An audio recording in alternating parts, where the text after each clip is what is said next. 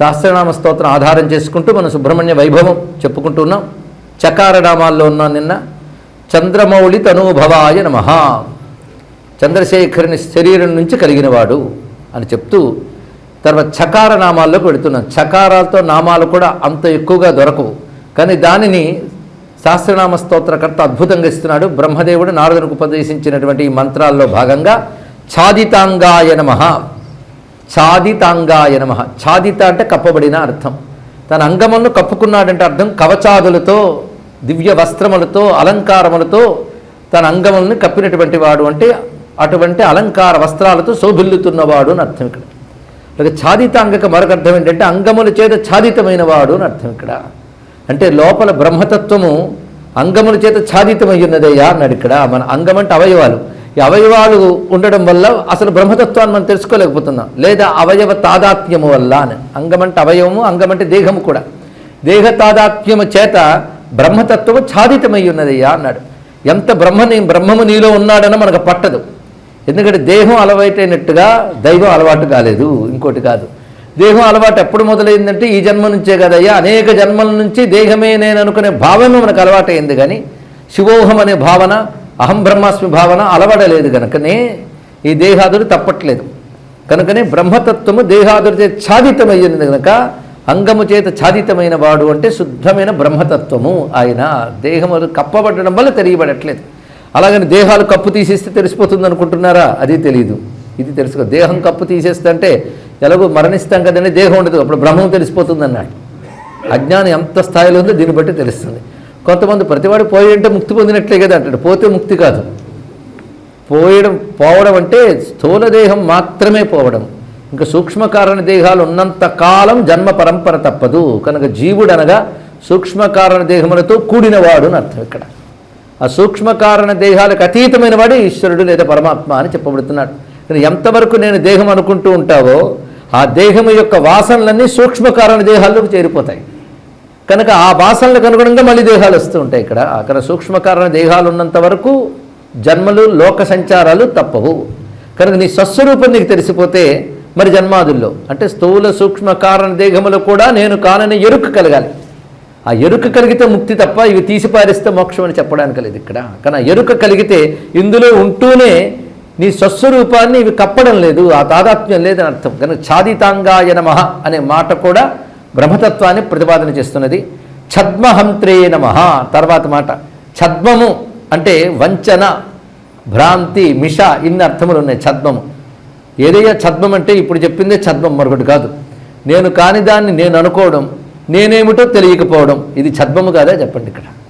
నేను కాని దేహాదులు నేను అనుకుంటున్నాం, స్వస్వరూపాన్ని నేనని చెప్పినా గ్రహించలేకపోతున్నాం, ఇదే ఛద్మము. అసలుది కాక మరొకటి ఏర్పడితే ఛద్మం, దానికి మిథ్య అని కూడా పేరు ఇక్కడ. కనుక ఛద్మహంత్రే నమః అంటే అందరూ ఆయన ఛాదితాంగుడైన తత్వం తెలియాలంటే ఛద్మం పోవాలి అని చెప్పాడు ఇక్కడ. ఎలా పోతుంది అంటే దేహ తాదాత్మ్యం విడిచిపెట్టాలి. దీనికి ప్రాక్టీస్ ఉందండి. ఇవాళ ప్రవచనం వినగానే దేహం నేను కాదు అనుకుంటే అయిపోదు ఇక్కడ. దేహం నేను కాననే భావాన్ని ప్రాక్టీస్ చేయగలగాలి. ఎప్పుడెప్పుడు దేహస్పృహ వస్తుంటుందో అప్పుడప్పుడు తీసిపారేస్తుంటారు ఇక్కడ. అదే ప్రాక్టీస్, మరొకటి కాదు. దానికి ప్రాతకాలం నుంచి వివిధమైన అభ్యాసాలు పెద్దవాళ్ళు చెప్పారు. కనుక ఒక పద్ధతి ఏమిటంటే ఇది అన్వయ వ్యతిరేక పద్ధతి అంటారు. అన్వయము, వ్యతిరేకము. ఏది అవునో అనుకోవడం అన్వయం, ఏది కాదో నిరసించడం వ్యతిరేకం. రెండు పద్ధతులతో సాధన చేయాలి. కనుక ఏది కాదో చెప్పేటప్పుడు మనోబుద్ధి అహంకార చిత్తాని నాహం, మనందరికీ తెలిసినటువంటిది వింటూ ఉంటాం. మనస్సు, బుద్ధి, చిత్త, అహంకారం నేను కాను, పాణి, పాద ఇత్యాదులు నేను కాను, నేను కాను, నేను కాను అనేది వ్యతిరేక పద్ధతి అంటారు ఇక్కడ. మరి నేనెవరు అంటే చిదానంద రూప శివోఘం, శివోఘం, ఇది అన్వయ పద్ధతి. కనుక నువ్వేమిటో అనుకుంటూ ఉండాలి. నువ్వేమిటో అనుకోవడమే అసలండి. నిజానికి నువ్వేది కాదో అనుకోవలసిన అవసరం ఏముంది అంటే మాట మాటకి కానిది వచ్చేస్తుంటుంది, భావం మీద మీద పడిపోతుంటుంది. మనం తవ్వుతూ ఉంటే మాటి మాటికి మట్టి పడిపోతున్నట్లుగా అది వచ్చి పడుతూ ఉంటుంది. సాధన చేస్తున్న కొద్దీ, లోపలికి వెళుతున్న కొద్దీ పైన ఇసుక లోపల పడ్డట్టు అవుతుంది పరిస్థితి ఇక్కడ. కనుక ఎక్కువగా నేను కాననే దానికి 3 పాదాలు ఇచ్చారు, నేనేమిటో అనుకోవడానికి 1 పాదం ఇచ్చాడు మహానుభావుడు ఇక్కడ. అదే నేను కాననే దాన్ని నేను అనుకోవడం ఎక్కువైపోయింది కనుక ఎక్కువ పాదాలు. పైగా దేహాదులకి ప్రపంచానికి అనేకత్వం ఉంది, పరమాత్మ ఏకమే, అందుకే ఆయనకు 1 పాదమే. అది నీ యొక్క అసలు స్వరూపం. అందుకే చిదానంద రూప శివోహం శివోహం అది అనుకోవలసింది. నేను అది కాదు కాదు కాదు అనేది పైన చెప్పాడు. నాహం నాహం నేనేమిటో చెప్పి సోహం అది వివరిస్తున్నాను ఇక్కడ. కనుకనే ఛద్మహంత్రే అంటే అటువంటి మిథ్యాభావాన్ని తొలగించేవాడు అంటే జ్ఞానస్వరూపుడు. రెండు నామములు అనుబంధమిదే. అంటే అంగముల చేత ఛాదితమైనటువంటి బ్రహ్మతత్వం ఆయన, అంగములు నేనైనటువంటి ఛద్మమును మిథ్యను తొలగించేవాడు గనక భ్రాంతినాశకుడు. ఛద్మహంత్రే నమః. ఇది మామూలుగా పరమార్థంగా ఇంతవరకు చెప్పుకున్నాం. లౌకికంగా చెప్పేది మర్చిపోవద్దు.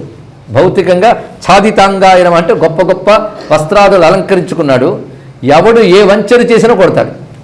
రామచంద్రమూర్తి విభీషణకు అభయం ఇచ్చేటప్పుడు అక్కడ రాక్షసులు ఉన్నారు, రాక్షసుడు సోదరుడు కదా వీడు, కనుక రాక్షస మాయలేవేనా ఉంటే ఎలాగయ్యా అంటే అలాంటి మాయలేవైనా ఉంటే నా కాలి కొనగూటితో విసిరి కొడతానని చెప్పాడు ఇక్కడ. అంటే ఒక యోద్ధకు ఉండవలసిన లక్షణం అదండి. ఈయన దేవసేనాని, అది మర్చిపోవద్దు. మాటమాటికి దేవసేనానే మనం గుర్తుపెట్టుకోవాలి. దేవసేనాని ఛాదితాంగుడే. ఏ విధంగా ఛాదితాంగుడు అంటే మంచి వస్త్రాదులు ధరించడమే కాకుండా సేనాధ్యక్షుడు కావాల్సిన కవచముల చేత అంగమును ఛాదితం చేశాడు ఆయన. కానీ కవచాదులు ధరించాడు, శిరస్త్రాణం ధరించాడు. కానీ ప్రతి అవయవానికి కవచాదులు, పైగా శిరస్సుకు శిరస్త్రాణం ధరించాడంటే అంగము ఛాదితమైందా లేదా?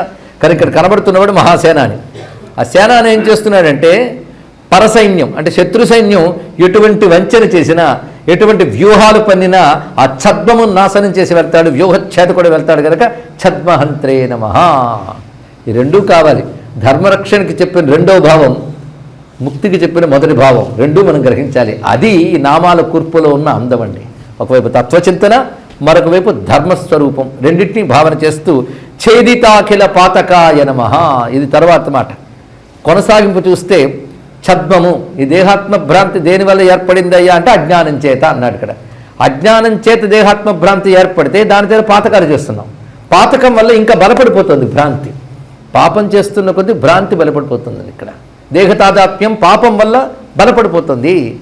ఎందుకంటే చిత్తం శుద్ధమైతే కదా నువ్వేమిటో తెలుసుకునే అవకాశం ఉంది. చిత్తానికి శుద్ధతకి ఎక్కడ ఇస్తున్న అవకాశం? ముందు దేహ తాదాత్మ్యం ఒక్కటి ఏర్పడితే దేహముతో ఏర్పడిన వాటితో తాదాత్మ్యం అంటే ప్రపంచ తాదాత్మ్యం. ఈ రెండు తాదాత్మ్యాల వల్లనే చెయ్యకూడని చేస్తాం. వాటి పేరు పాతకం. ఈ పాతకాలు ఉన్నంతకాలం బ్రహ్మజ్ఞానం రాదుట. ఇవాళ రిటైర్ అయిన ఫ్రెష్గా ఉపనిషత్తు చదువుకుని ఎలాగో ఖాళీగా ఉన్నాను కదా అని చదివితే రాదండి బ్రహ్మజ్ఞానం. ఇక్కడ పాపనాశనం లేనిది జ్ఞానం రాదు. అది కూడా ఆయనకి అప్పచెప్పేయాలి. జ్ఞానం ఇచ్చేవాడు ఆయన, పాపనాశకుడు ఆయనే కనుక ఛేదిత అఖిల పాతకాయ నమః. సమస్త పాతకములను ఛేదించువాడు. అంతేకాదు ఛేదీకృత మనక్లేశాయ నమః. చక్కటి మాట ఇది. అంటే ఎప్పుడైనా మనక్లేశం ఉన్నప్పుడు ఈ మంత్రాన్ని కూడా శరవణ భవనామంతో సంపుటితం చేసుకోవచ్చు. ఛేదీకృత మనక్లేశాయ నమః అంటే మనస్సుకున్న క్లేశాన్ని ఛేదించువాడు, తొలగించువాడు. ఛత్రీకృత మహాయశసే నమః. ఇక్కడ ఈ రెండు నామాలు కూడా ఆయన సేనాని లక్షణంలో మనం చెప్పుకోవచ్చు. ఛత్రీకృత మహాయశసే నమః. ఛత్రి అంటే గొడుగు. ఆయనకి గొడుగుగా ఉన్నది ఏంటంటే ఆయన యశస్సే ఆయన గొడుగుగా ఉన్నది అన్నాడు ఇక్కడ. చాలా గొప్ప మాట ఇక్కడ. ఎందుకంటే గొడుగు వెల్ల గొడుగు అంటారు. తెల్లని గొడుగు రాజలాంఛనం. ఆ తెల్లని గొడుగుకి అలంకారం చేసి ముత్యాల జారర్లు వేలాడుతూ ఉండగా పడతారు. అది ఛత్రం, రాజలాంఛనము. మనం షోడశోపచార పూజల్లో కూడా చివరికి వచ్చేటప్పటికల్లా ఛత్రేణ ఆచ్ఛాదయామి అంటున్నాం కదా. అయితే ఈయనకి ఛత్రం ఏమిటయ్యా అంటే ఆయన యశస్సే ఆయనకి ఛత్రముగా ఉన్నది అన్నాడు ఇక్కడ. యశస్సుకు రంగు తెలుపు అంటే కీర్తికి రంగు తెలుపు అని అంటారు. అంటే కీర్తి తెల్లగా ఉంటుందని కాదు, నిర్మలంగా ఉంటుంది, ప్రకాశమానమై వ్యాపిస్తుంది అని చెప్పడం కోసం దాన్ని చూపించారు. ఆయన యశస్సే ఆయన చుట్టూ జ్యోతిలా ప్రకాశిస్తుంది, ఆవరణలాగా. అప్పుడు అదే ఛత్రంలా భాషిస్తున్నది. ఛత్రీకృత మహాయశసే నమః. ఛాదిత అశేష సంతాపాయ నమః. చాలా గొప్ప మాట చెప్పారండి. సకల సంతాపాలని కప్పునువాడు అంటే అర్థం ఎండలో వెళ్ళిపోతూ ఉంటే ఎండ నుంచి కాపాడేది ఏమిటి? గొడుగు. కనుక గొడుగు మనకు ఛాదితం అవుతుంది ఇక్కడ. గొడుగు ఛాదితమవడం వల్ల ఎండ తాపం ఎలా లేదో సుబ్రహ్మణ్య అనుగ్రహం మనకి సంసారంలో తాపం ఎలాగూ తప్పదు. మండు వేసవిలో వీధిలోకి వెళితే ఎండ తగలకుండా ఉంటుందా? కానీ గొడుగు రక్షిస్తుంది. అలాగే సంసారంలో వెళ్ళాక తాపం తగలకుండా ఉంటుందా? కానీ సుబ్రహ్మణ్య కృప రక్షిస్తుంది అని చెప్పడం కోసం ఛాదిత అశేష సంతాపాయ నమః అని చెప్పారు ఇక్కడ. అంటే శ్రీ గురు పాద రాజీవ యుగ్మాతపత్ర ఛాయ ఎండ తల్లడిలక అంటాడు ధూర్చుడు ఒక చోట. వశిష్ఠుడు తపస్సు చేస్తున్నాడు. ఎండబాధ ఆయనకి లేదు. ఎందుకంటే పైన గురుపాదాలను స్మరించట. ఆ గురుపాదములు ఎలా ఉనంటే శ్రీ గురుపాద రాజీవ యుగ్మ ఆతపత్ర ఛాయ ఎండ తల్లడిలక అని వర్ణించాడు ఇక్కడ. ఆ గురుపాదములు శిరస్సు మీద ఉండడం వల్ల అతనికి ఎండబాధ లేదు. ఎండబాధ ఏమిటయ్యా? తాపత్రయాలే లేవు. సంతాపం అంటే అర్థం బయట ఎండ కాదు, తాపత్రయ బాధ. సంసారంలో తాపత్రయాలు తప్పవు, కానీ భగవద్ అనుగ్రహం కాపాడుతూ ఉంటుంది ఇక్కడ అనే భావం ఇక్కడ. పైగా గురుపాదములు శిరస్థానీయములు, అవి శరీరగత తాపత్రయ నాశకములు. గురువులకు గురువైనటువంటి గురువుగుడు సుబ్రహ్మణ్య స్వామి ఆ విధంగా తాపనాశకుడు అవుతున్నాడు అని ఛాదిసాశేష సంతాపాయ నమః, చరితామృత సాగరాయ నమః. ఆయన చరిత్రము ఒక అమృత సాగరము అన్నారు ఇక్కడ. అంటే సుబ్రహ్మణ్య చరిత్ర అపారం, అనంతం. అనంతం అంటే సముద్ర లక్షణం. సముద్రానికి అంతున్నదా? ఎండిపోవడం కూడా లేదు, నిరంతరం ఉంటుంది. అయితే లవణ సముద్రం ఎంతున్నా మనకేం ఉపయుక్తం లేదు, తాగడానికి పనికిరాదు. కానీ ఇది అమృత సాగరము అన్నారు ఇక్కడ. స్వామి చరిత్ర అపారమైనది, అమృత స్వరూపమైనది. బ్రతుకంతా తాగినా ఇంకా మిగిలి ఉంటుంది. అలాంటి చరితామృత సాగరాయ నమః, ఛన్న త్రైగుణ్య రూపాయ నమః. ఇది మళ్ళీ ఛాదితాంగాయ నమః లాంటిదే. ఛన్న త్రైగుణ్య రూపాయ అంటే ఇక్కడ ఛన్నము అంటే కప్పుబడుట అనొక అర్థం. ఛాదితంలాగే అంటే త్రిగుణములు చేత కప్పబడిన రూపము కలవాడు అని అర్థం. శరీరంలో త్రిగుణాలు ఉన్నాయి. మాయ వల్లనే పరమాత్మ తెలుసుకోలేకపోతున్నాం. ఆయనే చెప్పాడు ఆ మాట, దీనివల్ల నన్ను తెలుసుకోలేరు. అలాగని దీన్ని తొలగించడం కూడా కష్టమే. మరి ఎలాగంటే మాయకి ఆవలెవడున్నాడో వాడిని పట్టుకుంటే మాయను తొలగించగలరు. మామేవ ఏ ప్రపంచంతే మాయామేతాం తరంతితే అంటే అర్థం ఏంటంటే నన్ను మాత్రమే పట్టుకుంటే, మామేవ అన్నాడు ఇక్కడ, నన్ను మాత్రమే పట్టుకుంటే మాయని దాటివచ్చు. మొట్టమొదటి మాయని దాటడం మహా కష్టం. ఎందుకు? త్రిగుణాత్మకం గనక అన్నాడు ఇక్కడ. దైవీయేష గుణమయి మమ మాయ దురత్యయ. దురత్యయమైనది గుణమయమైనది నా మాయ. అంటే మాయ అంటే ఎప్పుడు తెలుసుకోవాల్సింది త్రిగుణాత్మకమే మాయ. త్రిగుణాత్మకమన్నా మాయన్న ఒకటే. త్రిగుణాత్మకం అంటే సత్వరజస్తమో గుణాలు, అవి లేనిది ఎప్పుడు? గుణాతీత స్థితి అనేది అసాధ్యం. అందులో కనీసం రెండు వదులు ఒకటైనా పట్టుకోగలిగితే, అంటే రజోగుణ తమో గుణములు వికారములు వదిలి సత్వగుణం పట్టుకోగలిగితే ఎప్పటికో త్రిగుణాతీత స్థితి వస్తుంది. కానీ సత్వగుణం ఎంత పట్టుకోగలుగుతున్నామండి? ఈ రెండిటి యొక్క ఘాటివే ఎక్కువగా ఉన్నది. మొత్తాన్ని మూడు గుణాలతోనూ కప్పబడిపోయినది. ఎందుకంటే పరమాత్మ లేకపోతే మాయకు కూడా చైతన్యం లేదు. కానీ పరమాత్మ వల్ల మాయ చైతన్యాన్ని పొందుతూ ఉంటే మాయ చేత కప్పబడి చైతన్యం తెలియబడట్లేదు. మాయ అంటే ఏం చెప్పుకున్నాం? త్రిగుణాత్మకములు. అందుకే ఛన్న త్రైగుణ్య రూపాయ నమః. చూసారా, సహస్రనామ స్తోత్రం ఒక కథలాగా భగవంతుడి లీలల్ని స్ఫురింపజేస్తూనే ఉపనిషత్ ప్రతిపాద్యమైన తత్వచింతన ఎలా కలిగిస్తుందో చూడండి ఇక్కడ. అందుకే త్రైగుణ్యముల చేత అంటే త్రిగుణాత్మకమైన మాయ చేత ఛన్నమైన రూపము కలవాడు. రూపం అంటే స్వస్వరూపం. మళ్ళీ రూపం అంటే ఫార్మ్ అని కాదు ఇక్కడ అర్థం. ఇక్కడ స్వస్థితి, ఆయన అసలుతత్వం బ్రహ్మమే. ఆ బ్రహ్మం మాయ చేత కప్పబడింది. మాయ అంటే త్రిగుణాత్మకమైనటువంటిది. అయితే మామేవ ఏ ప్రపంచంతే అనే మాటలో అందం ఉందండి. మాయ ఆయన, నన్ను మాత్రమే అన్నాడు ఇక్కడ. నన్ను మాత్రమే పట్టుకున్నవాడు మాయను దాటేస్తాడు. అంటే మాయ వెనకాల ఉన్న వాడినే పట్టుకుంటే మాయను దాటేస్తాడు ఇక్కడ. అదే నన్ను పట్టుకోని చెప్పాడు. అంటే మాయాతీత తత్వ నిరంతర చింతనమే పట్టుకుంటా, మరొకటి కాదు. కానీ పరమాత్మ నిరంతరం పట్టుకున్నటాన్ని నిరంతరం తచ్చింతనమే చేస్తూ ఉంటే మాయను దాటేస్తాం. తచ్చింతన ఎలా చేయాలంటే మాయ చేత ఆక్రమింపబడి ఉన్నాడు. పైగా ఆక్రమింపబడతాడా, ఆక్రమింపబడి నట్టున్నాడని అనుకోవాలి ఇక్కడ. పరమాత్మను ఆక్రమించేది లేదు, హద్దు పెట్టేది లేదు. కానీ మాయ చేత తెలుసుకోలేకపోతున్నాం కనుక మాయ హద్దు వలేకున్నది. ఎలా అండి? హద్దు పెట్టిందా లేదా? మాయ వల్ల తెలుసుకోలేకపోతున్నా, మాయ కప్పేసింది కదా అంటే దానికి చిన్న ఉదాహరణ ఏంటంటే మబ్బులు కప్పే సూర్యుడికి కప్పేయా. నువ్వు మేఘమండలం దాటగలిగితే సూర్యుడిని చూడగలవు. కనుక ఆయన ఇది కప్పలేదు ఇక్కడ. మబ్బు నిన్ను ఆవరించిందంతే ఇక్కడ. కానీ పరమాత్మ కప్పబడ్డాడు అని చెప్తుంటూనే కప్పబడ్డు అని రెండు విషయములు చెప్తుంది. ఉపనిషత్తు చెప్పేటువంటి మాటల్లో తిరకాసు మన ఆలోచనలు సరిగ్గా లేకపోవడం వల్ల తిరకాసుగా కనబడుతున్నాయి. స్పష్టంగా ఆలోచిస్తే తెలిసింది కదా, ఉదాహరణ ఒక్కటి చాలు.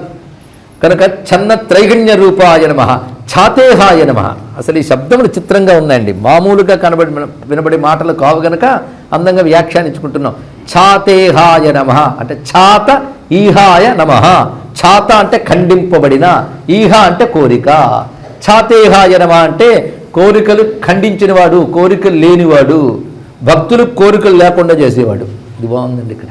అంటే బోల్డ్ కోరికలు తన దగ్గరికి వెళ్తే అసలు ఏ కోరిక లేకుండా చేస్తాడట. ఏ కోరిక లేకుండా చేయడం అంటే అర్థం ఏంటి? ఇది ఆలోచించాలి. కోరికతో వెళ్తే కోరిక తీర్చేసాడు అనుకోండి, కోరిక పోయిందిగా. కనుక అన్ని కోరికలు తీర్చేవాడు కనుక ఇంక కోరిక లేకుండా చేసేసాడు. బాగుంది కదా. అంతేకాదు, కోరిక ఎప్పుడు ఏర్పడుతుందంటే కొరత ఉంటే కోరుకుంటుంది. అంతే, మరి ఒకటే మాట, కొరత ఉంటే కోరుకుంటుంది. కొరత అంటే తెలుసు కదా, సంస్కృత పదం కాదు, తెలుగే. అప్పుడే వేదాంతం మొదలెట్టాను అర్థం కాదని ఫిక్స్ అయిపోకండి, ఆలోచిస్తే అర్థమవుతుంది. కనుక కోరిక అంటే కొరత ఉంటేనే కోరిక. అవును కదండి, పాత్రలో ఖాళీ ఉంటేనే నీళ్లు పోస్తావు, మనసులో కొరత ఉంటేనే కోరుకుంటుంది. ఇక్కడ కొరత లేనివాడు అయినా ఆయనకి ఏ కోరిక లేదు, కోరిక ప్రవేశించలేదు. నిండిన పాత్రలో నీళ్లు పోస్తావా? పరిపూర్ణుడు. కానీ పూర్ణ కామహ అనొక అర్థం. భక్తులకు కామాది వికారములు ఖండించువాడు అనొక అర్థం. భక్తుల యొక్క ధార్మికమైన కోరికలు తీర్చువాడు అని అర్థం కూడా తీసుకోవచ్చు. కానీ ఛాతేహాయ నమః. ఎందుకంటే ఈహలు వెళితే కానీ ఈశ్వరుడు దొరకడు. ఇది బాగా తెలుసుకోవాలి. ఈహ ఈశ్వరుడు ఏది మనసులో ఉండాలో నువ్వు డిసైడ్ చేసుకో. ఒక వరలో ఒక కత్తి, అంతే కదా. కాముడో రాముడో తేల్చుకున్నారు ఇక్కడ. కాముడిని వరలో పెడితే రాముడు రాడు, ముందు వాడిని తీసేయి, అప్పుడు ఆయన పెట్టచ్చు. కానీ ఈహ తీస్తేనే ఈశ్వరుడు. ఆఖరికి అది కూడా తీసుకునే శక్తి ఉందా? ఎందుకంటే స్వామి దగ్గర గంట సేపు కూర్చుంటామండి, గంటలో ఎన్ని కోరికలు ముసురుతూ ఉంటాయో. ఈశ్వరుడు తగిలేదు కొంచెమే. మనకు ఒక మాట చెప్పారు, జపం చేసేటప్పుడు కానీ ఇతర ఆలోచనలు వస్తే మళ్ళీ ఆచరణ చేసి మళ్ళీ జపం చేయన్నాడు. తెగులుతుందండి జపం ఎలాగైతే, వస్తూనే ఉంటాయి.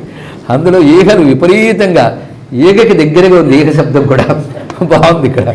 ఈగలు ముసిరినట్టు ఈగలు ముసురుతూ ఉంటాయి, మహాప్రమాదం. ముందు వాటిని తొలగించుకోవాలి. పూజకు కూర్చుంటే ఈగలు ముసిరే అనుకోండి, పూజ సాగుతుందా జపం సాగుతుందా? మాటికి వాడు తోలుకోవడంతోనే అయిపోతుంది. ఇక్కడ వీడికి తోలుకోవడం లేదు కూడా, అలా వచ్చి కప్పేస్తుంటాయి. కనుక ఈగల్ని తీసేయమని ఆయన్ని అడగట. కనుక ఈ మాట ఛాతేహాయ నమః అనేది గొప్ప విషయం. అలాగే చిన్న సంశయాయ నమః అంటే సంశయములు ఛేదించువాడు. ఇది చాలా విశేషమైన మాట. సంశయము లేనివాడు, రెండును. సంశయాలు లేనివాడే సంశయాలు ఛేదిస్తాడు. అందుకని మనం ప్రశ్నిస్తే ఆయనకు కూడా తలగొక్కున్నాడు అనుకోడికి సమాధానం ఎక్కడొస్తుంది? కనుక ఆయన అసంశయ సంశయచ్చిన్ అని మనకి గురు లక్షణాలు చెప్తారు. ఆయనకు సంశయం లేదు, ఇతరుల సంశయాలు పోగొడతాడు. కానీ చైతేహ చిన్న సంశయ, రెండు గొప్ప మాటలండి ఇక్కడ. కోరికలను ఖండించేవాడు, సంశయాలు లేకుండా చేసేవాడు, గొప్ప మాట ఇక్కడ. కానీ సంశయ విరహిత చిత్తమునందు గోచరించేవాడు కూడా అన్నారు ఇక్కడ. సంశయం లేకపోతేనే సాధన. తెలుసుకోండి, సాధనలో సంశయం ఉన్నంత కాలం సాధన పురోగతి ఇది ఉండదు. ఇది బాగా గ్రహించవలసిన అంశం. మనం ఒకవైపు మంత్రం చేసుకుంటూ ఈ మంత్రాలన్నీ చాలా కింద స్థాయి కదా, వేదాంత జ్ఞానం గొప్పది కనుక అంటే దీని మీద నీకు నమ్మకం లేదు, సంశయంతోనే వెళ్తున్నాం. సంశయంతో అడుగు వేస్తేనే కాలు జారిపోతుంది. సంశయంతో సాధన కడవరకు ఎక్కడ పెడుతుంది? అందుకే సాధనకు ఒక్కటే చెక్ చేసుకోవాలి, ఇది శాస్త్రసమ్మతం అవునా కాదా అని. శాస్త్రసమ్మతం అయితే మాత్రం దానికి స్టిక్ ఆన్ అయిపోవాలి. మళ్ళీ సంశయం వచ్చేది మహాప్రమాదం. కానీ సంశయం లేని సాధన రావడం కూడా పూర్వజన్మ సుకృతి ఉండాలి. ఈశ్వర అనుగ్రహం ఉండాలి. సంశయం లేని సాధన ఉంటే క్షణకాలంలో ముక్తి కూడా లభిస్తుంది. ఎందుకు ఎంత సాధన చేసినా ముక్తి లేదు అంటే రెండిటి వల్లే, ఈహ సంశయం. ఈ రెండిటి వల్ల. అంటే ఈశ్వరుడే కావాలని లేదు కనుక ఈహలు వచ్చాయి. ఈశ్వరుడే కావాలంటే ఈహలు ఎక్కడ ఉంటాయండి? ఈహలు అంటే తెలిసింది కదా, కోరికలు. అప్పుడు మర్చిపోయారా? కోరికలు మర్చిపోయారా అని నేను అడగలేదు. ఈహంటే కోరికలు మర్చిపోయారా అంటున్నాను. కానీ ఎవడు కోరికలు మర్చిపోడు, అవి ముసురుతూనే ఉంటాయి. ఇక్కడ ఎవరు అడిగారు ఎవరిని ఇంకా అన్నీ విడిచిపెట్టి వెళ్ళిపోవాలనుకుంటే వేదాంత విషయం చెప్పండి అంటే మంచిదేనండి అంటే ఆ సమయంలో మా మనవలు పిల్లలు అందరూ వచ్చేటట్టు చేయండి అని కూడా ప్రార్థన చేశారంటే వాళ్ళు ఎప్పుడు తెరుస్తారండి? కానీ ఈహలు వెళ్ళడం అంత సామాన్యం కాదు ఇక్కడ.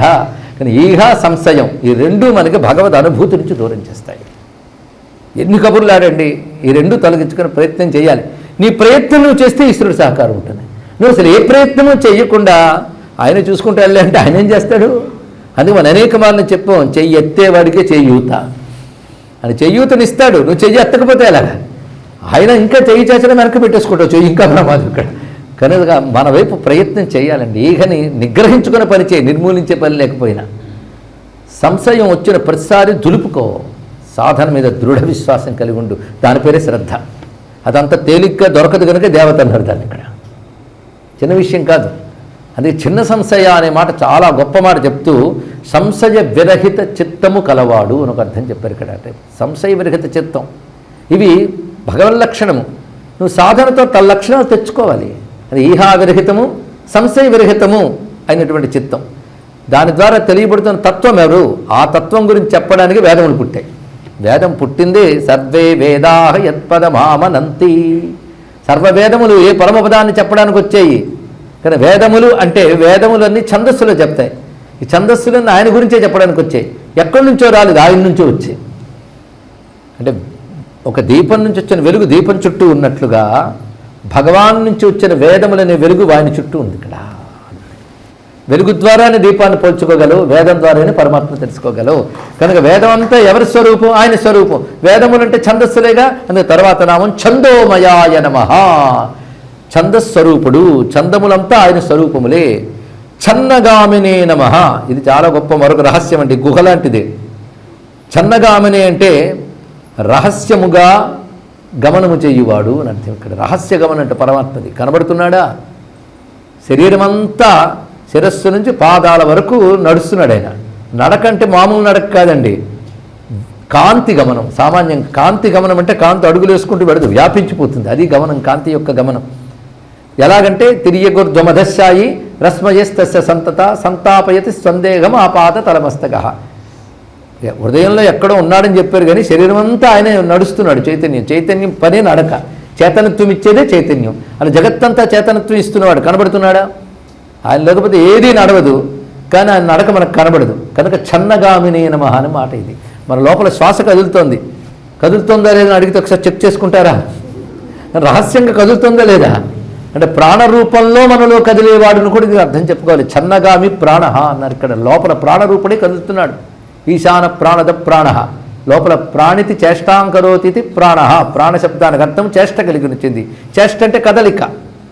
నీ శరీరంలో కదలిక కలిగిస్తున్నది ప్రాణం. అది లోపల కదులుతుంది. నీ మానాన్ని నువ్వు కూర్చున్నా, నీ మానా నువ్వు పడుకున్నా అసలు ఆగకుండా నడిచేవాడు వాడే. వాడు నడక ఉచ్ఛ్వాస నిశ్వాస నిశ్వాస ఉచ్ఛ్వాస అటు తిరుగుతూనే ఉన్నాడు. ప్రాణరూపుడైన పరమేశ్వరుడు. అందుకే ఛన్నగామిని నమః. రహస్యమైన గమనము కలవాడు. గొప్ప మాట ఇది ఇక్కడ. అలాగే ఛన్న పాసాయ నమః. అంటే పాసముల చేత ఛన్నమయ్యేవాడు, కప్పబడినవాడు అర్థం తీసుకుంటే. పాసములంటే ఇందాక చెప్పిన త్రైగుణ్యములైనటువంటి మాయా ఇత్యాదులన్నీ పాసములే. అంతేకాదు చిన్న పాసాయ నమః దీనికి పాఠాంతరం. పాసములు ఛేదించువాడు. ఛవిచ్ఛదాయ నమః. ఇది చాలా గొప్ప మాట అండి. ఛవిచ్ఛదాయ. సూర్యభగవాన్ని చూస్తే చాలు. ఎందుకంటే ఏ దేవతనైనా సూర్యస్వరూపంగా ఉపాసించడం ఉంది కదా. ఆయనే స్కందుడిని నిన్ననో మొన్ననో చెప్పుకున్నాం. అంటే ఛవిచ్ఛద. ఛవి అంటే వెలుగు, కాంతి. ఛద అంటే ఆవరించినది అని అర్థం ఇక్కడ. అంటే కాంతి రూప ఆవరణ కలిగిన వాడు. సూర్యుడు ఉన్నాడు, ఆయన చుట్టూ వెలుగు వచ్చింది. ఆ వెలుగు ఎక్కడి నుంచి వచ్చింది? ఆయన నుంచి వచ్చిన వెలుగు ఆయన చుట్టూ ఉన్నది. కనుక వెలుగనే ఆవరణంలోంచి ఆయన దగ్గరికి వెళ్తున్నాను ఇక్కడ. దీనిని హిరణ్మయ పాత్రతో కప్పబడిన నువ్వు అంటే ఈశావాస్యోపనిషత్తు చెప్తుంది ఇక్కడ. హిరణ్మయేన పాత్రేణ సత్యస్య పిహిత అన్నాడు ఇక్కడ. సత్యము ముఖము బంగారు పాత్రలో కప్పబడిందయ్యా. ఆ పాత్ర మూత తీ నిన్ను చూస్తానన్నాడు. ఇది చాలా విశేషమైన అర్థాన్ని ఎన్ని వ్యాఖ్యానాలు ఇచ్చారు కనుక శాస్త్రవేత్తలంతా ఇంత కదండి. ఛవిచ్ఛదాయ నమః అంటే ఇది అర్థం. హిరణ్మయేన పాత్రేణ. అండ్ హిరణ్మయ పాత్ర అంటే బంగారు పాత్ర. బంగారు పాత్ర అంటే ఆదిత్య మండలంలో పరమాత్మ ఉన్నాడు. ఆదిత్య మండలంలో పరమాత్మను తెలియకుండా చేస్తున్నది ఏమిటి? ఆయన నుంచి వచ్చిన వెలుగే. ఆ వెలుగునే మనం చూస్తూ లోపల ఉన్న వాడిని చూడలేకపోతున్నాం. కనుక మనం తీసే శక్తి లేదు దానికి. అది నువ్వే కాస్త తెలిగించి నిన్ను చూపించవయ్యా అని అడిగాడు ఇక్కడ. అదే హిరణ్మయ పాత్ర. అంటే నీకు హితముగా రమ్యముగా కనబడినది హిరణ్యం. ఛాందస భాషలో హిరణ్యం అయింది ఇక్కడ నాడు. కానీ సృష్టిలో ప్రతి వస్తువు మనకి హితంగా రమ్యంగా కనబడుతుంది. అవునా లేదా? హితమైన రమ్యమైనటువంటి ప్రాపంచిక విషయముల ఆకర్షణలో పడి వాటికి ఆంతర్యంలోని పరమాత్మను గ్రహించలేకపోతున్నాం. అదే బంగారు పాత్ర మూత తీయవయ్యా అంటే అది అర్థం ఇక్కడ. ఇది తాత్వికంగా మరొక అర్థం. ఇంకొకటి యోగపరంగా సూర్యుడిని మండలంగా చూడడం కాకుండా అంతర్గతమైన పురుషుణ్ణి ఉపాసించు అని అర్థాన్ని కూడా చూపించారు. అంతేకాదు హితము రమ్యం అంటే శరీరమే. కానీ దీని చేత పిహితం కప్పబడి ఉన్నది ఆత్మతత్వం. కానీ దీన్నే మూతనే చూసి మురిసిపోతున్నావు. మూత మూతి తీయవయ్యా, లోపల ఉన్న వాడిని చూడు. ఆ తీయడంలో ఆయన అనుగ్రహం కావాలి కనుక ఆయన్నే ప్రార్థన చేశారు అంటూ ఈశావాస్యోపనిషత్తుల మంత్రానికి భాష్యం ఉంది. అది తెలుసుకుంటే పైగా ఇవన్నీ హితంగా రమ్యంగా కనబడడానికి కారణం ఎవరు? ఇప్పుడు అది పట్టుకో. ప్రపంచంలో ఇవన్నీ అందంగా ఆనందంగా కనబడుతున్నాయి కనుకనే కదా భగవంతుని కూడా మర్చిపోయి వాటి వెంట పరుగుడుతున్నాం. అలా కనబడడానికి కారణం ఏమిటి? ఇది ఆలోచించమన్నారండి. వాటిలో ఆయన అంతర్యామిగా ఉన్నాడు కనుక ఆనంద స్వరూపుడు అంతర్యామిగా ఉండడం చేత ఆ ఆనందపు కాంతి అక్కడ భాషిస్తుంది. భాషిస్తున్న కాంతిని చూస్తూ అదే అనుకుంటున్నావు, కానీ అది ఎవరి వల్ల భాష తెలుసుకోవాలి. తస్య భాష సర్వమిదం విభాతి, ఇది తెలుసుకోవాలన్నాడు ఇక్కడ. కనుక ఆయన వల్ల ఏర్పడిన వెలుగు చేత ఇవన్నీ గొప్పగా కనబడుతున్నాయి. కనుక ఈ వెలుగు చేత ఆవరింపబడ్డాడు అంటే అర్థం ఏంటి? ఈ వెలుగునే చూస్తూ మురిసిపోతున్నాం, కానీ వెలుగుకి కారణమైన పరమాత్మను తెలుసుకోలేకపోతున్నాం. కనుక ఆయన వెలుగే ఆయన కనబడినవ్వకుండా చేసింది. ఇక్కడ మనం ఏం చేయాలి? ఆ వెలుగును దాటి ఆయన పట్టుకోగలగాలి. పట్టుకున్న తెలివి ఏమొస్తుందంటే ఆయన వెలిగి ఇదంతా అని జ్ఞానం వచ్చి మొత్తం ఒకటిగా చూస్తాం. అది దీనిలో ఉన్నటువంటి అర్థం అండి. అది ఛవిచ్ఛదాయ నమః. ఇవి సాధారణంగా సాహిత్యంలో దొరికే శబ్దములు కావు. ఇవాళ మీరు చేతేహ అనే శబ్దం కానీ ఛవిచ్ఛద అనే శబ్దం కానీ సామాన్యములు కావు. మిగిలిన చందోమయ, చిన్న సంశయ సులభంగానే దొరుకుతాయి, కానీ ఈ శబ్దములు మాత్రం సుబ్రహ్మణ్య సహస్రనామానికి మాత్రమే ప్రత్యేకం. ఇక్కడ ఛవిచ్ఛద ఆ పదమే అంత గొప్పనది. తన ఛవియే ఛదముగా కలిగినటువంటి వాడు సూర్యుడి పుణ్ణి చెప్పుకోవచ్చు. ఆలోచిస్తే ఆత్మకి ఛదముగా ఉన్నవన్నీ ఆయన వెలుగుతో ఉన్నాయి. ఆయన వెలుగు లేకపోతే దేహం ఉందా, మనస్సు ఉందా, బుద్ధి ఉందా? బుద్ధి ఉందా? కనుక ఈ ఛవి అంతా కూడాను ఆయన్నే కప్పేస్తానే తెలియకుండా. కానీ ఈ మనస్సు పట్టుకుని ఈ శరీరం పట్టుకుని ఆయన తెలుసుకోలేకపోతున్నాం. ఆయన వల్ల వెలుగుతున్న వాటిని పట్టుకుంటున్నావు, కానీ వెలుగుకు మూలమైన ఆయన పట్టుకో ఇక్కడ. కనుకనే ఛవి నుంచి ఛవికి కారణమైన వాడిని పట్టుకోవాలి. ఈ ఛవిచ్ఛద నామం అంత విచారణ యోగ్యమైనటువంటి నామం. ఇక జకారంతో వచ్చే నామాలు చాలా విశేషంగా ఉంటాయి. జగద్ధితాయ నమః, జగత్పూజ్యాయ నమః, జగజ్యేష్ఠాయ నమః, జగన్మయాయ నమః. ఈ మూడు జగత్ శబ్దంతో వచ్చాయి. స్వామి ఆవిర్భావమే జగద్ధితం కోసం. జగత్ హితం అంటే జగత్తుకి హితం కలిగించడానికి వచ్చినవాడు, కానీ స్వభావమే జగద్ధితం కనుక జగద్ధితాయ నమః. అంతేగాని ఆయన యొక్క ఆస్పెక్ట్లో ఒకటి జగద్ధితం అనడానికి లేదు. ఆయన యొక్క సంపూర్ణతే జగద్ధితం. లేకపోతే సుబ్రహ్మణ్య రూప ఆవిర్భావం దేనికోసం? ఏదో దేవతలు మా వాళ్ళు వాళ్ళని కాపాడుతానని వచ్చాడా? సర్వలోక క్షేమం కోసం వచ్చాడు కనుక జగద్ధితాయ నమః. అందుకే జగత్తంతా అని పూజించింది, జగత్పూజ్యాయ నమః. ఇంకొక రహస్యం, జగత్తు చేత పూజింపబడేవన్నీ ఆయన విభూతులే. అది జగత్పూజ్యాయ నమఃలో మరొక ఆంతర్యం అండి. జగత్తులో ఏది గొప్పది నువ్వు ఆరాధిస్తున్నావో అది ఆయన విభూతే. అంటే నీకు తెలియకుండానే నువ్వు ఆయన ఆరాధిస్తున్నావు. ఎవడో గొప్ప పండితుడున్నాడు, ఏం పాండిత్యమండి దండం పెట్టావు, అది ఆయన ఇచ్చిన ప్రకాశం వల్ల వచ్చింది. ఓ సంగీతం, ఏది గొప్పతనం చూసినా ఒకళ్ళలో ఒక రాజ్యత్వం చూసావు, ఇంకోటి శక్తి చూసావు, అని వాడిని గౌరవించావు, పూజించావు. కానీ వాళ్ళు ఆ శక్తి అవన్నీ ఆయన విభూతులే కదా. కనుక ఏది గొప్పదని నువ్వు ఆరాధిస్తున్నావో అదంతా ఈశ్వర స్వరూపమే. ఇప్పుడు చెప్పండి, ఈశ్వరుని ఆరాధించని వాడెవడు? తెలియకుండా ప్రతి వాళ్ళు ఈశ్వరుని ఆరాధిస్తున్నారు, కానీ అది ఈశ్వరుని తెలిసి ఆరాధన చేస్తే ముక్తి వస్తుంది, అంతే, తేడా మరొకటి కాదు. కానీ జగత్తులో పూజింపబడుతున్నవన్నీ నీ రూపములే గనక జగత్పూజ్యాయ నమః. అయితే జగత్ హితుడు, జగత్ పూజ్యుడు అంటే ఈయన ఎప్పుడున్నాడు? ఇది పెద్ద ప్రశ్న. జగత్తుకి హితం కలిగించాడంటే ముందు జగత్తంటూ ఉంటే కదా హితం అంటూ కలిగిస్తాడు. జగత్తంటూ ఉంటే కదా జగచ్చేత పూజ్యుడు. అంటే ఈయన జగత్తు వచ్చాడు, జగత్తుకు ముందున్నాడా? ఆ మాటకు వస్తే దేవతలందరూ వెళ్ళి శివపార్వతులను ప్రార్థన చేస్తే అప్పుడు కదా కలిగాడు. అంటే అప్పటికి దేవతలు ఉన్నట్లే కదా, మానవులు ఉన్నట్లే కదా. ఇప్పుడు చెప్పండి, నేను ఎప్పుడున్నాడు? ఎప్పుడు ముందే ఉన్నవాడు అప్పుడు వచ్చాడు. అక్కడ ఒక పెద్దాన్ని మన ఊరికి పిలిచాం అని వచ్చాడు అంటే అంతవరకు లేడిన అర్థం, ఇక్కడ లేడిన అర్థం, ఇక్కడ ఇప్పుడు వచ్చాడు అని అర్థం. అలాగే లోకక్షేమం కోసం వచ్చినవాడు ముందున్నవాడే వచ్చాడు. కనుక ఈయన జగద్ధితం కోసం వచ్చాడు కనుక జగత్ పూజ్యుడు కనుక జగత్తు వచ్చాడు అనుకోవద్దు. జగజ్యేష్ఠాయ నమః అని తర్వాత నామం. జగత్తుకు జ్యేష్ఠుడు. జ్యేష్ఠత్వం రెండు విధాల. అందరికంటే పెద్దవాడు వయోరీత్యా, కాలం రీత్యా. రెండవది అందరికంటే అన్ని విధములా పెద్దవాడు, అంటే గుణముల్లో, శక్తుల్లో, అన్నిట్లోనూ జ్యేష్ఠుడు. అందుకే జగజ్యేష్ఠాయ నమః అయినవాడు ఇప్పుడు ఎక్కడున్నాడు? మరో ఆలోచనండి. ఇదంతా విచారణ.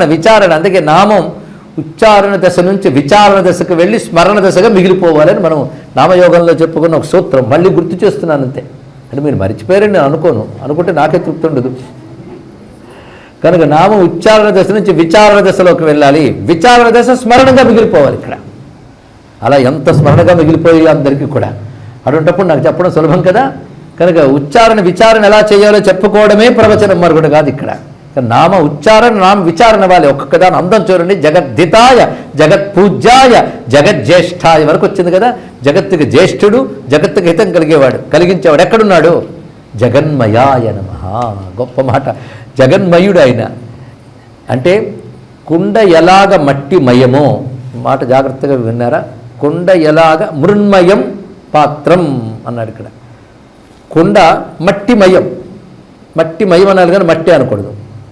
కుండ మట్టేనా? మట్టి కాదా? మట్టి తప్ప ఇంకేముందండి కుండలో? మరొక లక్షణం ఉందా? కుండ మట్టే, అందులో సందేహం లేదు. కానీ కుండ అని పేరు పెట్టావు ఎందువల్ల? దానికి ఆకారం వచ్చింది కనుక. కానీ నామం పెట్టావు, రూపం పెట్టావు. కానీ నామరూపాలు ఉన్నాయి కానీ తత్వత ఇది మట్టి. కానీ జగత్తంతా కూడాను వివిధ నామరూపాలతో కనబడుతున్నా అదంతా పరమాత్మ యొక్క స్వరూపంగానే చూడు, అది జగన్మయాయ అనే మాటకున్న అర్థం అండి. ఇక్కడ నామరూప జగత్తు అస్థిభాతి ప్రియమైన పరమాత్మ యొక్క స్వరూపమే. నామరూపాలు రెండు తీసేస్తే పరమాత్మే. కానీ కుండ అనే నామం, కుండ అనే రూపము పక్కన పెడితే మట్టేగా. అదేవిధంగా ఆభరణాలు అని పేర్లు పెడితే బంగారు మయం ఆభరణాలు అనాలి. ఆభరణాలు చూస్తున్నంతసేపు బంగారు మయం. బంగారం అనే దృష్టి ఉన్నప్పుడు అంతా కలిపి బంగారమే. కానీ పరమాత్మ దృష్టి అప్పుడు బంగారము, ఆభరణాలన్నీ బంగారుమయం అంటే బంగారం మీద దృష్టి వెళ్ళింది. కానీ ఆభరణాలన్నీ బంగారుమయం అని భావన ఏర్పడి చివరికి మయం అని కూడా బంగారం అని మిగిలాలండి. ఇది అర్థం ఇక్కడ. ఇది చాలా సాధనగా ముఖ్యం. భగవంతుడిని జగన్మయుడుగా ముందు భావించాలి. అంటే ముందు నీకు జగత్తే పరిచయం కనుక, జగత్తులోనే అఘోరిస్తున్నాం కనుక జగత్తు అంతా జగన్మయుడుగా పరమాత్మను చూడటం మొదలుపెట్టాలి. క్రమక్రమంగా ఈ జగన్మయ రెండూ పోయి జగన్నాథ స్వరూపం దర్శనం చేసుకొని జగద్భావం కూడా విడిచిపెట్టి ఈశ్వర స్వరూపంతో తాదాత్మ్యం చెందగలగాలండి మయం నుంచి. ఇది ఎలా అంటే ఒక చిన్న ఉదాహరణ. బంగారం అమ్ముకోవడానికి వెళ్ళాం, ఇంట్లో ఉన్నవన్నీ తీసేసి. ఊహకండి, భయపడకండి. ఆఖరికి మనం ఒంటి నిండా పెట్టుకున్న బంగారాలకి ఎన్ని పేర్లు, ఉంగరాలు, వడ్డాణాలు, గొలుసులు, కిరీటాలు, కుండలాలు, అన్ని పేర్లే కదా. అన్ని పేర్లు దేనివల్ల ఏర్పడ్డాయి? వాటి రూపాల వల్ల ఏర్పడ్డాయి. కనుక నామం రూపం రెండు ఏర్పడ్డాయి. ఏదో అవసరాన్ని బంగారం అమ్ముకున్నాం. కొనుక్కున్నవాడు ఏం చేస్తారంటే వాటిని ఇది రూపము ఆ పేరు అనుకోడు, మొత్తం కలిపి ఒకే బంగారం మీద చూస్తారు ఇక్కడ. ఎందుకంటే వాడి దృష్టి బంగారం మీద ఉంది, వీడి దృష్టి ఆభరణాల మీద ఉంది ఇక్కడ. అవునా లేదా? కనుకనే మనం ఆభరణాలు లాంటి నామరూపాల మీద దృష్టి మనకుంటే యోగికి బంగారం లాంటి పరమాత్మ మీద ఉంటుంది ఇక్కడ. వారికి ఇప్పుడు ఆభరణాలన్నీ తీసేసి ముద్ద కట్టేయాలని లేదు. బంగారం ఏకదృష్టి బంగారమే కనుక నాకు ఆభరణాలన్నీ ముద్ద చేసి బంగారం ఇవ్వ అనక్కర్లే. ఆభరణాలు ఉన్నా బంగారం అనే దృష్టి వాడికి పోదు. జగత్తులో నామరూపాలు కనబడుతున్నా అంత పరమాత్మ అనే దృష్టి యోగికి పోదు. ఇది అన్వయం చేసుకుంటే జగన్మయాయ నమః. కనుక జగద్ధితం, జగత్పూజ్య, జగజ్యేష్ఠ, జగన్మయా అంత గొప్ప మాటని అనుకుంటే ఒక్క 4 నామాల్లో ఎంత విచారణ ఉన్నది. అయితే ఈ జగత్తుకి ఎటువంటి పెద్దవాడైనా అది కూడా తెలియాలి కదా. జ్యేష్ఠుడు అన్నిటికంటే ముందున్నాడండి. ఏం లాభం? అన్నిటికీ ముందున్నాడే కాదు, అన్నిటికీ కారణమై ఉన్నాడు. ఇది గొప్ప విషయం ఇక్కడ. అందరికంటే పెద్దవాడు, అందరికంటే ముందున్నాడు. ప్రపంచం దాని మానాన్ని దానికి వచ్చింది లేదు, ఆయనే దీనికి కారణం కనుక కారణభావాన్ని, మూలభావాన్ని జనక అంటారు కనుక తర్వాతి నామం జనకాయ నమః. జనకాయ అంటే ఎవరండి? తండ్రి. అంటే సుబ్రహ్మణ్యుడి తండ్రి. ఇది ఎలా అవుతాడంటే వాళ్ళ తండ్రి ఎవరు? శివుడేగా. శివునికి భేదం లేదు, అది శివస్వరూపంగా ఉన్నటువంటి వాడు. జనకాయ నమః అంటే తండ్రి రూపంతో ఉన్న అబ్బాయి గారికి నమస్కారం ఇక్కడ. అంటే శివుడే ఆయన అని చెప్పడం. శివుడికి సుబ్రహ్మణ్యుడికి భేదం లేదని శాస్త్రం అనేక చోట్ల చెప్తోంది. చెప్పాల్సిన చోట మళ్ళీ చెప్పుకుందాం. మొత్తాన్ని జనకాయ నమః అనే మాటకి 2 అర్థములు. సర్వ జగత్తుకి మూలమైన వాడు. ఎందుకంటే జనని మూలమైన, జనని కంటే ముందు జీవుడు జనకుడి ద్వారానే వస్తున్నాడు కనుక అసలు కారణం అయ్యాడు ఇక్కడ. బీజస్థితిలో అక్కడ ఉన్నాడు కనుక అసలు కారణం ముందు చెప్పారు. కనుక జననీ గర్భంలోకి రాకముందు ఉన్నది ఎక్కడ? జనకుడి ద్వారానే వచ్చారు కదా. కనుక జనకుడు అసలు కారణం కనుక జనకాయ నమః, అసలు కారణమైన వాడు. రెండవది జనకుడైన శివరూపము ఉన్నవాడు, శివుడే తానైన వాడు. జాహ్నవి సోనవే నమః. జాహ్నవీ సూర్యుడు అంటే గంగాపుత్రుడు. జితామిత్రాయ నమః, జిత అమిత్రాయ నమః. అమిత్రులు అంటే శత్రువులు, శత్రువులను జయించినవాడు. కొందరికి లక్షణంలోనే జయలక్షణం ఉంటుందండి. లక్షణంలోనే జయలక్షణం అంటే జిష్ణు అంటారు. అలాంటి జయలక్షణం ఉన్నవాడే రామచంద్రమూర్తి అని జయత్యతిలో రామో అని చెప్పారు ఇక్కడ. జయలక్షణం స్వాభావికంగా వాళ్ళ అందు ఉంటుంది అయ్యా అన్నాడు ఇక్కడ. జయించడం, వాళ్ళు బయలుదేరారంటే జయించి తీరుతారు. పెద్ద హోప్స్ పెట్టుకోకండి అందరు. వాళ్ళు వెళితే తప్పకుండా జయించి వచ్చేస్తారండి ఇక్కడ. వాడు బయలుదేరాడంటే ఇక్కడ ధైర్యంగా ఉండొచ్చు. వాళ్ళలో జయలక్షణం ఉంది. అదే జితామిత్రాయ నమః, అమిత్రుల్ని జయించువాడు. ఇందులో జితామిత్రాయ నమః అంటే సృష్టి పట్ల అమిత్ర భావాన్ని జయించాలి. ఇది చాలా గొప్ప విషయం. అంటే వీడు నావాడు, వీడి పైవాడు అనే భావంలో ఎక్కువగా శత్రుభావంతో అవతలమని చూస్తాం. ముందు శత్రువుల కంటే మిత్రుడు కాడనే భావం కూడా ఒక విధంగా మంచిది కాదు. శత్రువు అవ్వడం ఒకటి, మిత్రుడు కావడం ఒకటి, రెండు జాగ్రత్తగా విన్నారు కదా. అటు శత్రువు కాకపోవచ్చు, మిత్రుడు కాడు అంటే అర్థం ఏంటి? శత్రువు కాడు, మిత్రుడు కాడు, వాడితో ఏమీ సంబంధం లేదు. అలా కాకుండా జగత్తు పట్ల మిత్రభావం కలిగి ఉండుట చాలా అవసరం. అది లేకపోవడం అమిత్రం. ఎందుకంటే ముందు సంస్కారాలు సరిగ్గా లేకపోతే సాధనకి ఉపయుక్తం కాదు. సంస్కారాలకే వాసనలు అనిపారు. ఆ వాసనల్లో మైత్ర్యాది వాసన లభ్య అన్నారు ఇక్కడ. మైత్రి, ముదిత, కరుణ, ఉపేక్ష అనేటువంటి సంస్కారం ఉంటే కానీ పరతత్వం దొరకదు అని పతంజలి యోగ సూత్రాల్లో చెప్పాడు. నీ యోగం కుదరాలంటేనే మైత్ర్యాది లక్షణాలు ఉండాలి. కనుక నాకు శత్రువు లేడండి, మిత్రుడు లేడంటే రెండూ వికారం లేడండి అన్నాడు ఇక్కడ. జగత్తు పట్ల మిత్రభావం లేకపోతే ఎలా ఉండి? జగత్తులో ఉన్నంతకాలం జగత్తు పట్ల మిత్రభావం ఉండాలి. మిత్రభావం లేకపోవడం కూడా దోషమే. మిత్రభావం అంటే హితకాంక్ష, హితాచరణ మిత్రభావం. అందరి హితాన్ని కోరడం, అందరికీ హితం కలిగించడమే మిత్రభావం. అదే ఎవరిని పట్టించుకోకుండా తిరిగాడంటే యోగ స్థితిలో అది సరిపోతుంది, కానీ మిగిలిన స్థితిలో స్వార్థపడుని అర్థం ఇక్కడ. కనుక జగత్తులో ఉన్నంతకాలం సర్వ జగత్తు పట్ల ఉండవలసిన భావం మైత్రీ భావం ఉండాలి. అక్కడ మొదలుపెట్టి ముదిత, కరుణ, ఉపేక్ష ఇత్యాదులన్నీ వస్తాయి. ఇక్కడ మైత్రి భావం ఒక సత్సంస్కారం. ఈ సత్సంస్కారం అనే వాసన ఉన్నవాడికే లభ్య మైత్ర్యాది వాసనా లభ్య. మైత్ర్యాది సంస్కారముల చేత లభించేది పరతత్వము. ఆ పరతత్వం ఇక్కడ లలితగా అయితే ఇక్కడ వాళ్ళ కొడుకుగా చెప్పారు అంతే. ఇక్కడ కనుక ఈ మిత్రభావం లేకపోవడం కూడా అమిత్రమే గనక ఆ అమిత్ర అనే దుర్లక్షణాన్ని తొలగించేవాడు, జయించినవాడు కనుక జితామిత్రాయ నమః. శత్రునాశకుడిని అర్థంతో పాటు అమిత్ర భావాన్ని తొలగించువాడు. జగద్గురవే నమః. చాలా గొప్ప మాట ఉందండి. జగత్తు గురువు ఈశ్వరుడే, మరొకరు కాదు. సదాశివ సమారంభం అనగానే కొంత మొహం చిట్లించారు. అప్పుడు నారాయణ సమారంభం అంటే సంతోషించారు. కనుక నారాయణుడన్నా సదాశివుడన్నా ఒకే ఈశ్వరుడు. ఇప్పుడు సుబ్రహ్మణ్య స్వామి జగద్గురు అంటున్నాం. ఏమిటండి ఇది అంటే? ఈయన గురువు కాదా? పరమేశ్వరుడు గురువు కనుక సృష్టిలో అసలు గురువు పరమేశ్వరుడు తెలుసుకోండి. మీకు ఎందరు గురువులు దొరికినా పరమేశ్వరుడు గురించి చెప్పడానికి వచ్చిన వాళ్ళే అని తెలుసుకోవాలి ఇక్కడ.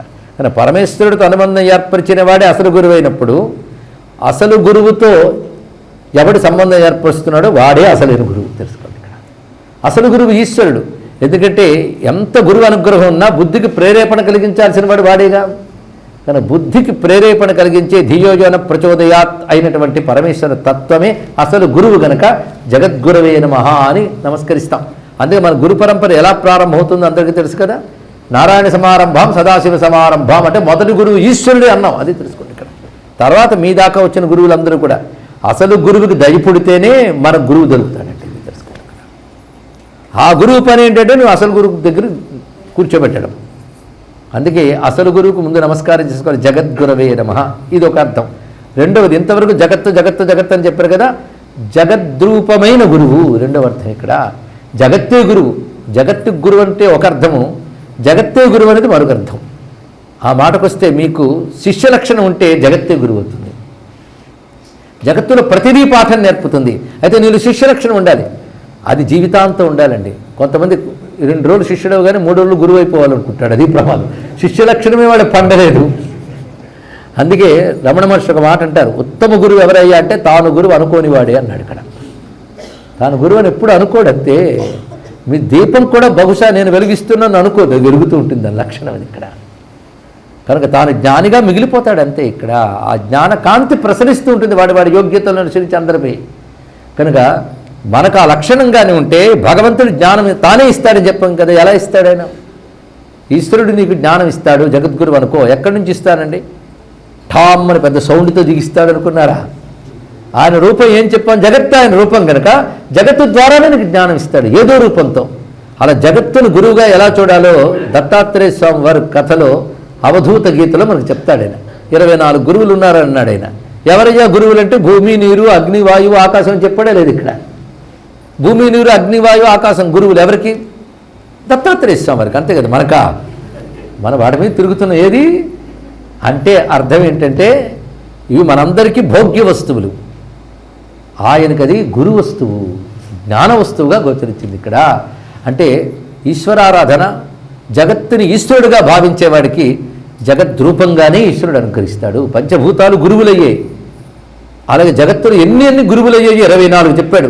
24 అందరికీ కనబడేవే, ఆయనకు గురువులుగా కనబడ్డాయి. అది తేడా. కనుక భోగ్య వస్తువుగా సామాన్యులకు కనిపిస్తున్నది, జ్ఞాన స్వరూపాలుగా జ్ఞానికి కనిపిస్తుంది, సాధకుడికి కనిపిస్తుంది, జిజ్ఞాసుకు కనబడుతుంది. ఇక్కడ జ్ఞానదాకా ఎందుకు? అందుకే జగద్గురవే అంటే జగత్తుకు గురువైన వాడు, జగద్రూపమైన గురువైన వాడు. అసలు గురు అన్నాం కానీ గుహా గురు రెండు సుబ్రహ్మణ్యుడికి చెందినటువంటి విషయములు. అందుకే సుబ్రహ్మణ్యుడు గొప్ప ఉపదేష్ట, గురువు. ఆయన అనుగ్రహం ప్రధానంగా జ్ఞానప్రధానమే. ఆ మాటకొస్తే దేవతోపాసన యొక్క పరమ ప్రయోజనము జ్ఞానప్రాప్తియే. ఇది సాధకులకు అత్యంత ముఖ్యం కనుక మళ్ళీ రిపీట్ చేస్తున్నాను. ఎవరికి? సాధకులకి, శ్రోతలకు కాదు. దేవతోపాసన యొక్క పరమ ప్రయోజనము జ్ఞానప్రాప్తియే. ఎందుకు? జ్ఞానాదేవ కైవల్యం కనుక. జ్ఞానం వల్ల మోక్షం అన్నారు కనుక జ్ఞానం ఇచ్చి మోక్షం ఇస్తాడు. అందుకు ఉపాసన చేయాలి. లేదండి ఈ కోరిక తెచ్చడానికి ఆ కోరిక తెచ్చడానికి అంటే అవి అవాంతర ప్రయోజనాలు, సప్లిమెంటరీ, ప్రధానం కాదు. కానీ నీకు ప్రధానంలా కనబడతాయి. నీకు జ్ఞానం ప్రధానం అనిపించట్లేదు, నీకు అనిపించట్లేదు అని కూడా ఆయనకు తెలుసు. నీకు ఇంకా జ్ఞానం ప్రధానంగా అనిపించట్లేదు. ఇది కాదు నాయనా, ఇవన్నీ పట్టుకోకు, జ్ఞానం ప్రధానం అన్నా అనుకోండి, దేవుడిని పక్కన పెట్టేస్తాము, రేపటి నుంచి పూజ చేయం. లేదా జ్ఞానం మీద ప్రీతి మనకు లేదే, కావాలనే తహతహ లేదే. ఇది ఇస్తే పుచ్చుకుందామనే తప్ప తహతహ ఏది? దాని పేరు జిజ్ఞాస. తహతహ ఉండాలండి.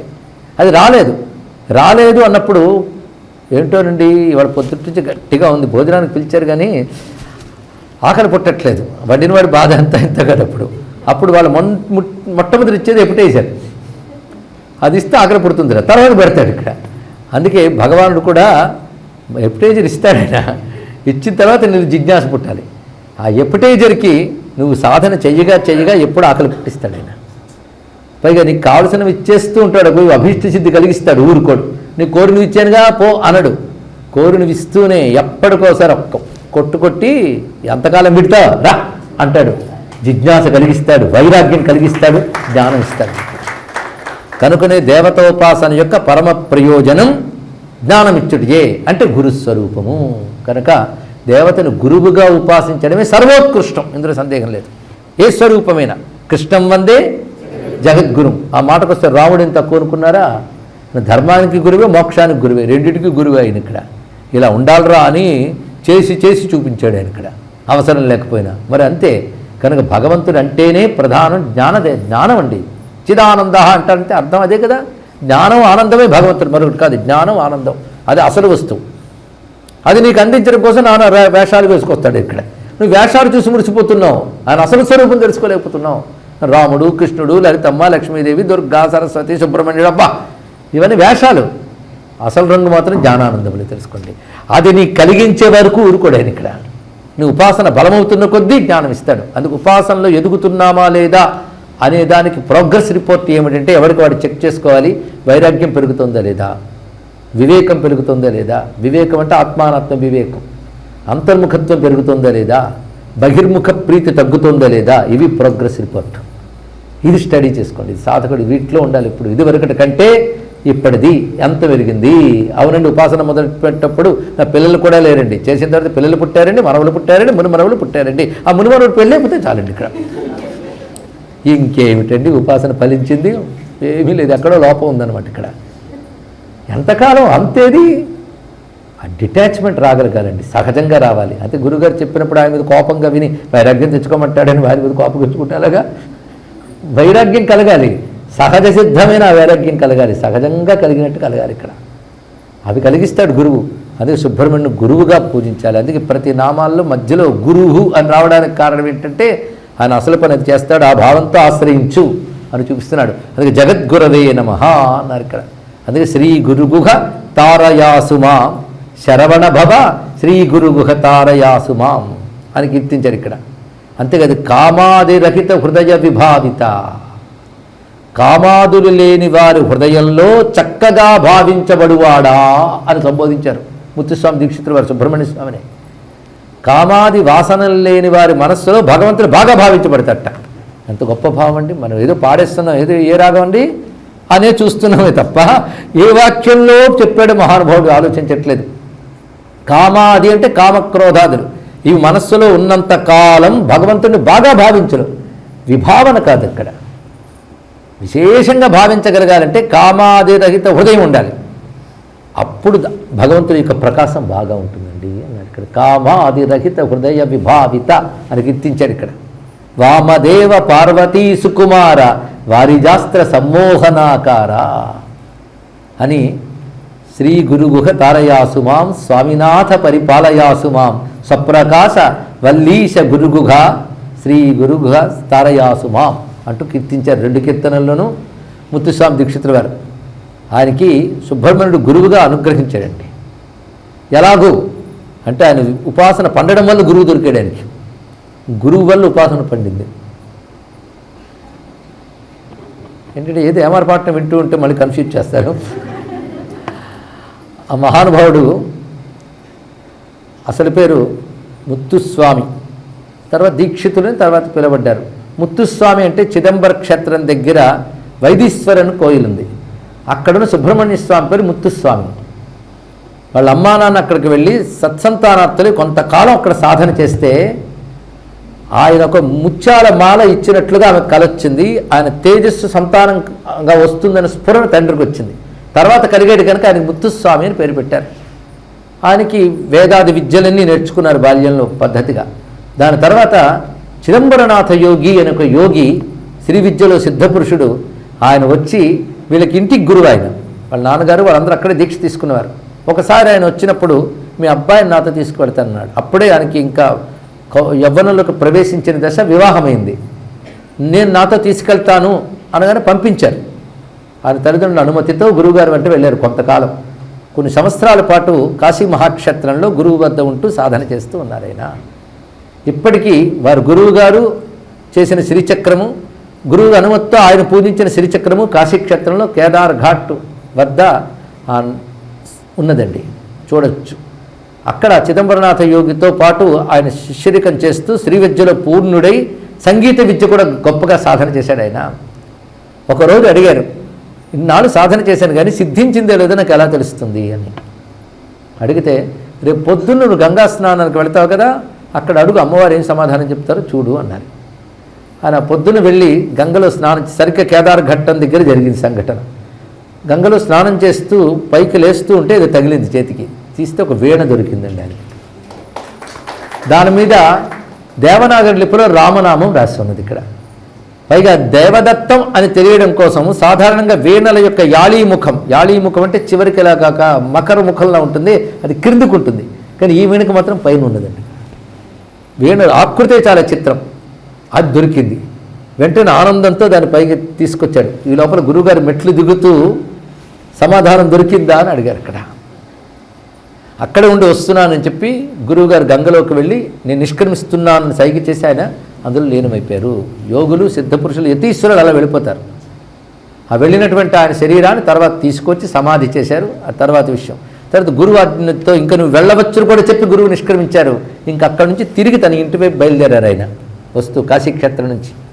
ఆ వచ్చేటప్పుడు క్రమంగా దక్షిణ దేశంలో ప్రవేశించి తిరుత్తణి మహాక్షేత్రానికి చేరుకున్నారు. తిరుత్తణి సుబ్రహ్మణ్య మహాక్షేత్రం దివ్యమైనటువంటిది. 6 పడే వీడు అని చెప్పబడుతున్న 6 సుబ్రహ్మణ్య క్షేత్రాల్లో తిరుత్తణి చాలా ఉత్కృష్టమైనది, అది కూడా విశేషం. అక్కడ ఆయన చేరుకుని స్వామిని ఇక్కడ జపం చేసుకుందాం 40 రోజులని నిశ్చయించుకున్నాడు ఆయన. ఆ సాధకులు అలా ఉంటారండి, ఇంకేమీ పట్టదు. ఇంటికని బయలుదేరిన వాడు అక్కడ రాగానే మనసు మారిపోయింది. ఇంక సుబ్రహ్మణ్య మంత్ర జపం చేయడం మొదలుపెట్టారు. అలాగా ఆయన అనుకున్న కాలం పూర్తయ్యేటప్పటికల్లా పచ్చని బంగారు ఛాయతో కూడిన వృద్ధుడు ఆయన ముందుకు వచ్చి జపం చేస్తున్న ఆయన ముందు కూర్చొని ఏదో కళ్ళు తెరువు అన్నాడు. ఇక్కడ ఆయన కళ్ళు తెరిచి చూశాడు. ఈ కలకండ నోట్లో పెట్టుకో అని చెప్పి నోరు తెరవని కలకండ పెట్టి ఇప్పుడు కళ్ళు మూసుకున్నాడు.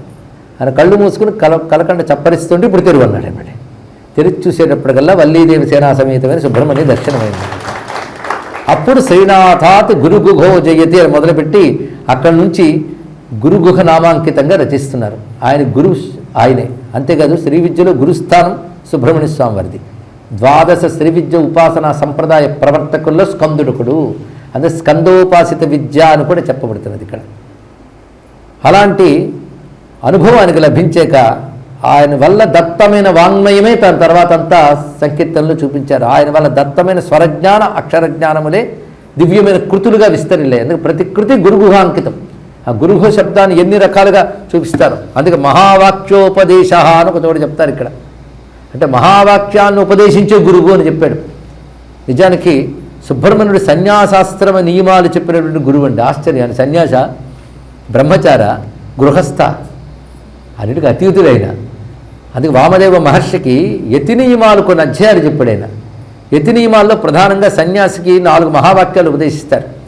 అవి మళ్ళీ తావళం పట్టుకు జపం చేయడం కాదు, అది మననం చేయాల్సింది, విచారణ చేయాల్సినది. ప్రజ్ఞానం బ్రహ్మ, అహం బ్రహ్మాస్మి, తత్వమసి, ఐమాత్మ బ్రహ్మ. ఈ 4 మహావాక్యాల అర్థ విచారణ చేయాలి.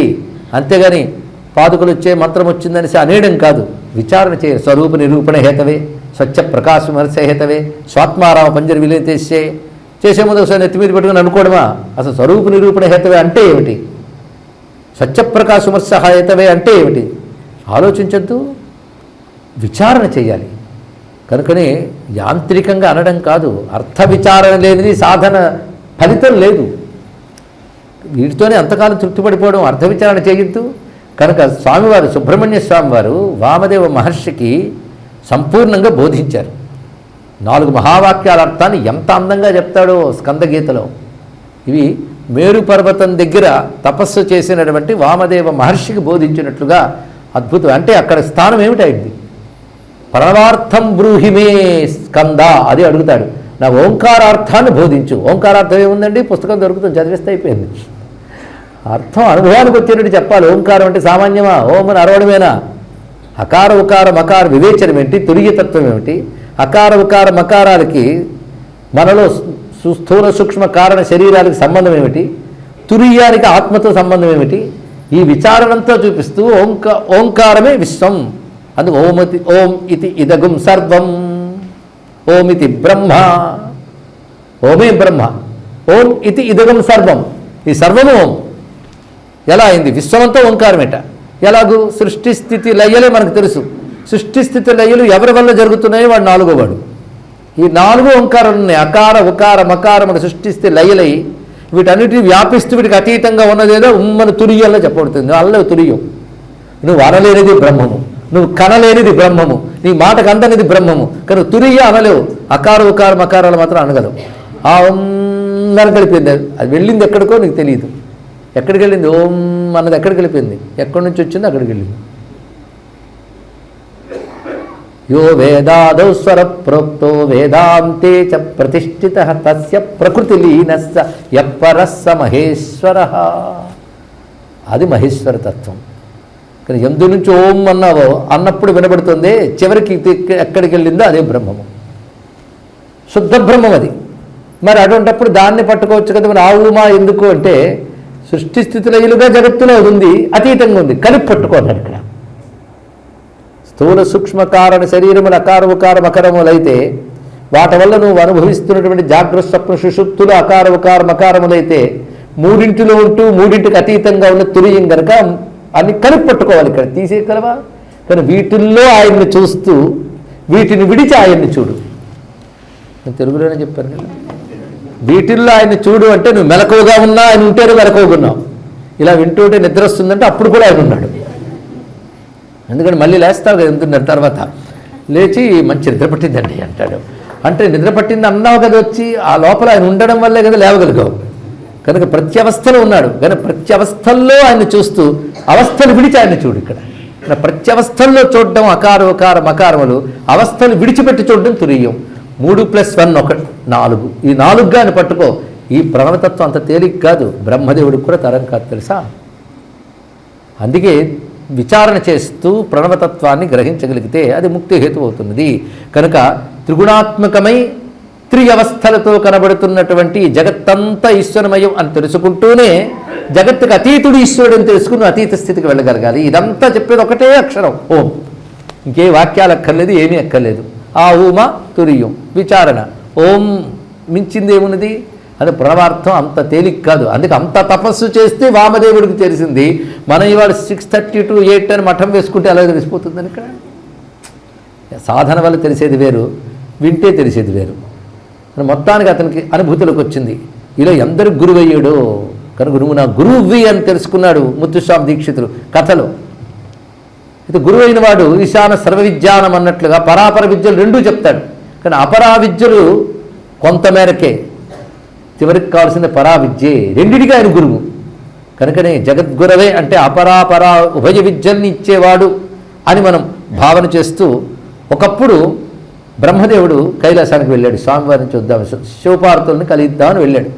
వెళ్ళేటప్పుడు గణపతి కుమారస్వామి కలిసి ఆడుకుంటున్నారు అక్కడ. ఆయన పలకరించకుండా వెళ్ళిపోయాడండి. వాళ్ళని పిల్లలు కదా అనుకుని వెళ్ళిపోయాడు. ఇలాగే ఉంటాయి. అప్పుడు దేవతలందరూ బాధపడినప్పుడు శుభ్రుని తపస్సులు ప్రార్థనలు అంతా అయిపోయిన పిల్లాడే కదా. మాయ భయంకరమైనదండి. మాయ అప్పటికే భగవంతుడు అనిపిస్తాడు, తర్వాత మామూలు వాడు అనిపిస్తాడు. అనిపించడమే మాయ. ఏం చేస్తాం? బ్రహ్మదేవుడి కానీ తప్పలేదు. ఒక్క తలకాయ అహంకారమే తట్టుకోలేకపోతున్నాం. 4 తలకాయల అహంకారం అది సామాన్యమా? మొత్తానికి ఆయన వీళ్ళని పలకరించకుండా వెళ్ళిపోయాడు. సుబ్రహ్మణ్య స్వామి చూసి గణపతి అన్నాడు, ఏమిటి ఇది అంటే, ఏం చేస్తా ఇలా ఉన్నాడు, రాని చెప్తా అన్నట్టు. ఇక్కడ కూర్చున్నాడు. అక్కడ తిరిగి వచ్చాడు బ్రహ్మదేవుడు. ఇలా రా అని పిలిచాడు. ఇక్కడ ఎన్నైనా బాగున్నావా అన్నాడు. ఇప్పుడా? సరే ఏమిటి పలకరించకుండా వెళ్ళిపోయావు అన్నాడు. ఇక్కడ అంత కాని వాళ్ళు అయిపోయి మీకు తీసివారేస్తున్నావు అని చెప్పి, అసలు నువ్వు బ్రహ్మవేళ అయ్యవయ్యా అన్నాడు. ప్రణవతత్వం వల్ల అన్నాడు. నువ్వు ఏ ఉపాసన చేస్తావు? ప్రణవోపాసన. అయితే ప్రణవార్థం నాకు చెప్పి వింటానన్నాడు. సరే చెప్తానని నిశ్చయించుకున్నాడు. నోరు పేగలేదండి. మనకు ఎన్ని తెలిసినా ఒకటి గొంతు పేగలేదు. దాన్ని బట్టి అహంకారం ఏంటో తెలుసుకోవాలి ఇక్కడ. అప్పుడు పెగలకపోయేటప్పటికల్లా చెప్పలేకపోయాడు. ప్రణవార్థం తెలియని నువ్వేం బ్రహ్మవయ్యా. అందుకే తన దగ్గరున్న బంటులు, ఆయన దగ్గర పరివారం ఉంటారు, వీడు బంధించి సరసాల్లో ఉన్నాడు. బ్రహ్మను బంధించేశాడు శుభ్రంగా. ఇంకా బ్రహ్మదేవుడు అన్నాడు, నన్ను బంధించే సృష్టి ఆగిపోతుంది. సాపాటి సృష్టి నా బంటు చేస్తాడు అన్నాడు. అంటూ తన దగ్గర 9 మంది వీరులు ఉంటారు కందుని వద్ద ప్రధానంగా. ఒక ఆయన మీద చేయి వేశాడు, నువ్వు చేయి సృష్టి అన్నాడు. ఇక్కడ సుబ్రహ్మణ్యుడు హస్తస్పర్శ చేతనే బ్రహ్మత్వం లభించి ఆయన సృష్టిశీలైన అద్భుతంగా చేస్తున్నాడండి. అంటే నేను లేకపోతే ఎవడీ చేయలేడు అనే అహంకారం మీద కొట్టాడు ఒక్కడికి. ఈ కథలో గ్రహించవలసింది బ్రహ్మదేవుడికి కూడా తప్పలేదన్నమాట అని కాదు, అహంకారం తగ్గించుకోవాలన్నమాట అని చెప్తున్నాడు ఇక్కడ. వాడి స్థానాలు అవి. కనుక ఎన్ని నిర్వాకాలు మనం అనుకుంటూ ఉంటామే, అక్కడ ఒకడు కొడితేనే బుద్ధి వస్తుంది. ఇక్కడ దానితో జరిగిన సృష్టి చాలా బాగుందిట. ఇదివరకు సృష్టిలో ఉన్న అవకారాల్లో బ్రహ్మదేవుడి సృష్టి కంటే అద్భుతంగా జరిగిపోతుంది. ఇక్కడ ఇంత చేస్తే బంటు వాళ్ళు చేయిస్తున్నాడు. ఇక్కడ ఈ లోపల వార్త తెలిసి అతను విడిచిపెట్టమని నందీశ్వరుడి చేత రాయబారం పంపించాడు శివుడు. నందీశ్వరుడు చెప్తే, నువ్వు కాదు కదా ఎవడొచ్చు ఆయన విడిచిపెట్టాను అన్నాడు. ఇక్కడ నందీశ్వరుడు వెళ్ళి శివుడికి చెప్పాడు. అయితే ఆయనే బయలుదేరించాడు. ఇక్కడ తండ్రి వచ్చేప్పటికల్లా అత్యంత వినయంగా నమస్కారం చేశాడు. ఇక్కడ ఏమిటంటే ఆయన విడిచిపెట్టవయ్యా అని.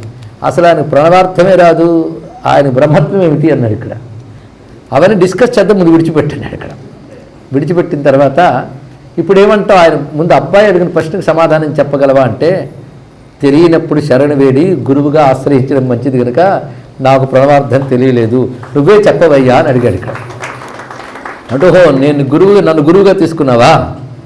అయితే గురువు మాట్లాడేటప్పుడు శిష్యుడు కింద ఉండాలి కదా, నేను పై స్థానం ఉండాలి.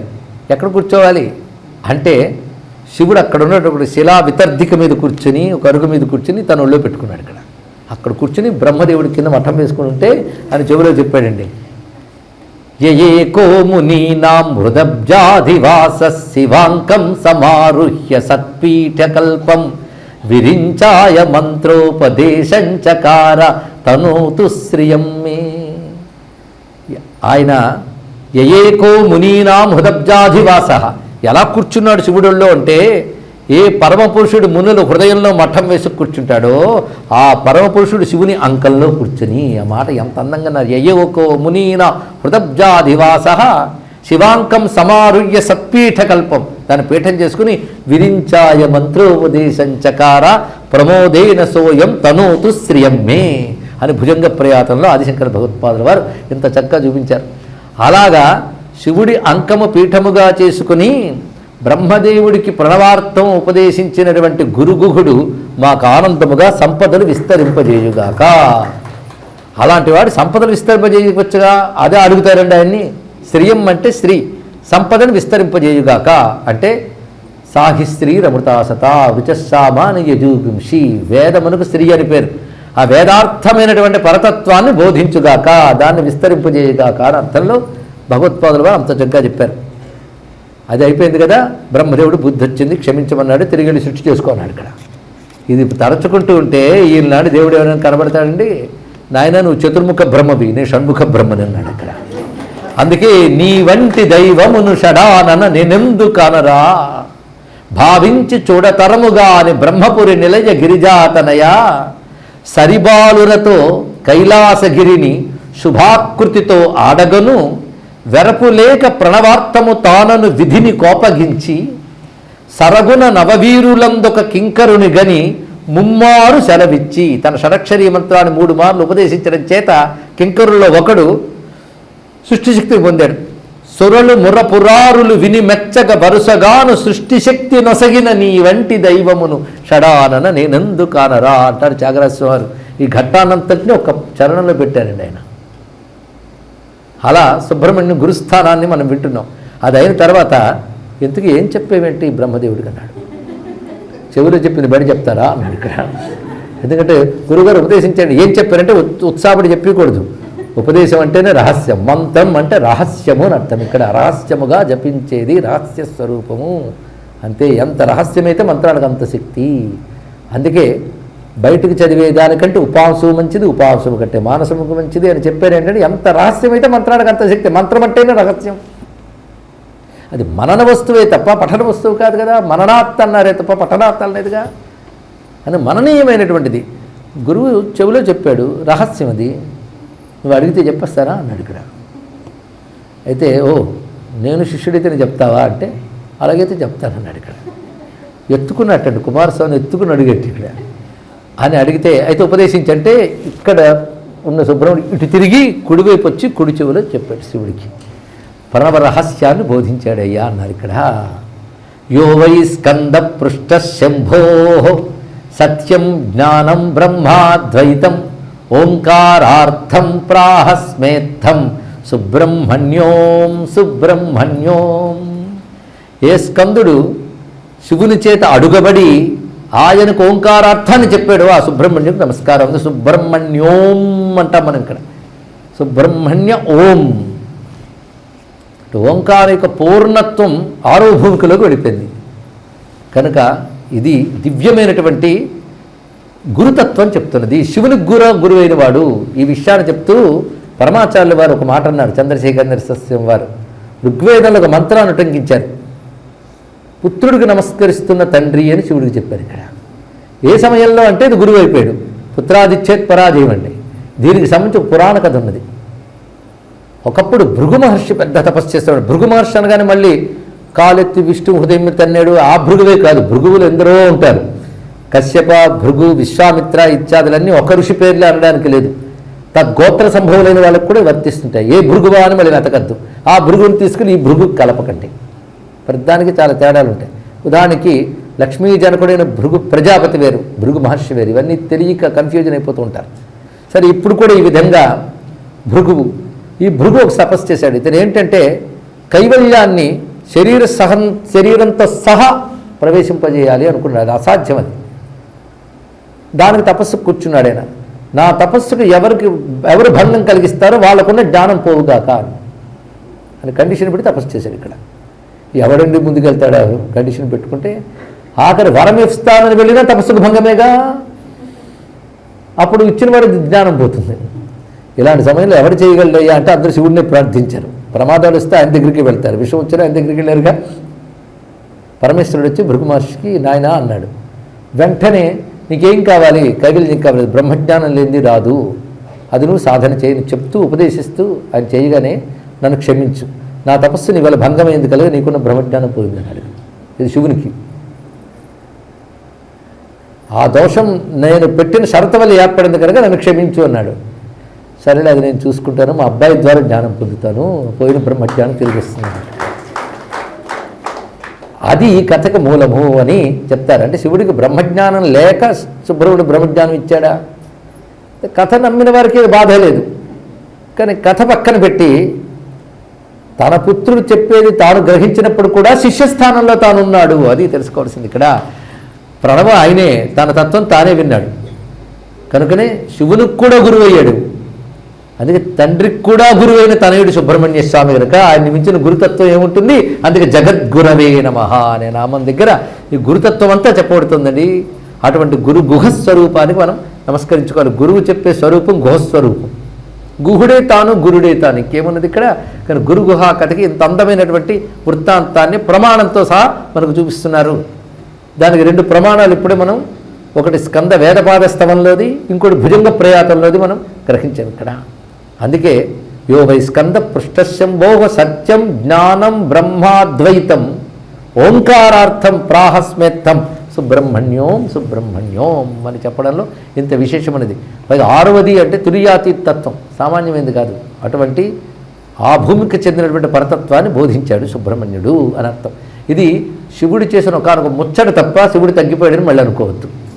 ఆ మాటకు వస్తే ఇక్కడ ఒక రహస్యం, మళ్ళీ మనకి శివ సంబంధమైన నామాలు వస్తాయి. జయినే నమః, జితేంద్రియాయ నమః, జైత్రాయ నమః, జరావరణ వర్జితాయ నమః, జ్యోతిర్మయాయ నమః. జయినే నమః ఇందాక చెప్పినట్టు జయలక్షణం కలిగినటువంటి వాడు, జితేంద్రియుడు ఇంద్రియ జయం కలిగిన వాడు. సుబ్రహ్మణ్యుడు ఒక మహాయోగి, మహాతపస్వి. తపస్సు, జ్ఞానం, యోగం ఇవన్నిటి స్వరూపమే సుబ్రహ్మణ్యుడు. అందుకని జితేంద్రియ అనేది యోగ లక్షణం, అది కలిగిన వాడు. జైత్రాయ నమః, జైత్ర అనే శబ్దము ఒక మంచి జయశీలుడైన వాడు శత్రు సంహారం కోసం బయలుదేరి చేసిన దండాయాత్ర, ఆ దండయాత్రలో విజయం సాధించినప్పుడు దాన్ని జైత్ర అనే శబ్దం వాడతారండి ఇక్కడ. అందుకే ఆయన జైత్రాయ నమః అంటే సమూహముపై సమూహముతో దాడి చేసి జయం సాధించేవాడు జైత్రాయ నమః. మళ్ళీ మనకు సేనానిగా చేస్తున్న తారకాసుర సంహార గాథలన్నీ తెలియాలి. జరామరణ వర్జితాయ నమః, జ్యోతిర్మయాయ నమః. సుబ్రహ్మణ్యుడు జ్యోతిస్వరూపుడు. జ్యోతి రామలింగ స్వామిని ఆయన ఉండేవాడు. ఆయన పరమమూర్ఖుడు బాల్యం నుంచి. ఆయన విద్య చెప్పడం మహా కష్టమైంది. ఆఖరికి గురువు విసిగిపోయి, నువ్వు గదిలో కూర్చొని దీపం పెట్టుకుని దాన్ని ప్రార్థించుకో చాలు అన్నాడు. ఇక్కడ ఈ తిరుత్తడి సమీపంలో జరిగిన ఘట్టం. ఆయన జ్యోతి వెలిగించి ఆ జ్యోతిని చూస్తూ సుబ్రహ్మణ్యుని అనుకుంటూ ఉన్నాడండి. ఇక్కడ సమస్త విద్యలు జ్యోతి నుంచి భాషింపజేశారు సుబ్రహ్మణ్య స్వామి. ఇక్కడ దానితో గొప్ప గురువై మహామహా పండితులు కూడా భయంకరమైన సందేహాలు ఆయన వద్దకు వెళ్ళి అడిగితే ఆయన తేల్చేసేవాడు. ఇప్పటికీ తమిళనాడులో ఆయన పేరును పెద్ద సంప్రదాయం ఉన్నది. వారు కేవలం జ్యోతిని వెలిగించుకుని ఆరాధన చేస్తుంటారు. తెల్లని వస్త్రాలతో ఉంటాడు ఆయన. జ్యోతి రామలింగేశ్వర స్వామిని, సుబ్రహ్మణ్య స్వామి అనుగ్రహం అది. ఇక్కడ సుబ్రహ్మణ్యుడు జ్యోతిస్వరూపుడు. అగ్ని జ్యోతి ఎలా ఉంటాయంటే, ఒక జ్యోతి ఏ దిక్కులు తిరుగుతుంది అంటే 6 దిక్కుల్లో ప్రకాశిస్తుంటుంది. అది జ్యోతిస్వరూపానికి ఇంతకంటే ఇంకేం కావాలయ్యా. అది జ్యోతిర్మయాయ నమః, జగన్నాథాయ నమః. జగత్తుకి జనకుడు, జగన్నాథుడు, జగజ్జీవాయ నమః. జగత్తుకి ప్రాణశక్తి అయినటువంటి వాడు. జనాశ్రయాయ నమః, జగద్వంద్యాయ నమః, జగత్శ్రేష్ఠాయ నమః. ముందు జగజ్యేష్ఠ అన్నారు, జగత్శ్రేష్ఠాయ, జ్యేష్ఠాయ చ శ్రేష్ఠాయ చ అన్నట్లు. జితక్లేశాయ నమః, క్లేశాదులు లేనటువంటి వాడు. జగద్విభవే నమః, జగత్సైన్యాయ నమః. జగత్తే సేనగా కలిగిన వాడు. గొప్ప మాట చూడండి. సేన అనే మాట అంటూ ఉంటాం. సేన అంటే ఏమిటండి? సైన్యం, సేన, సోల్జర్స్. ఇంగ్లీష్లో అర్థం అడగలేదు, సేన అనే పదానికి అర్థం అడిగాం. సా ఇన సేన.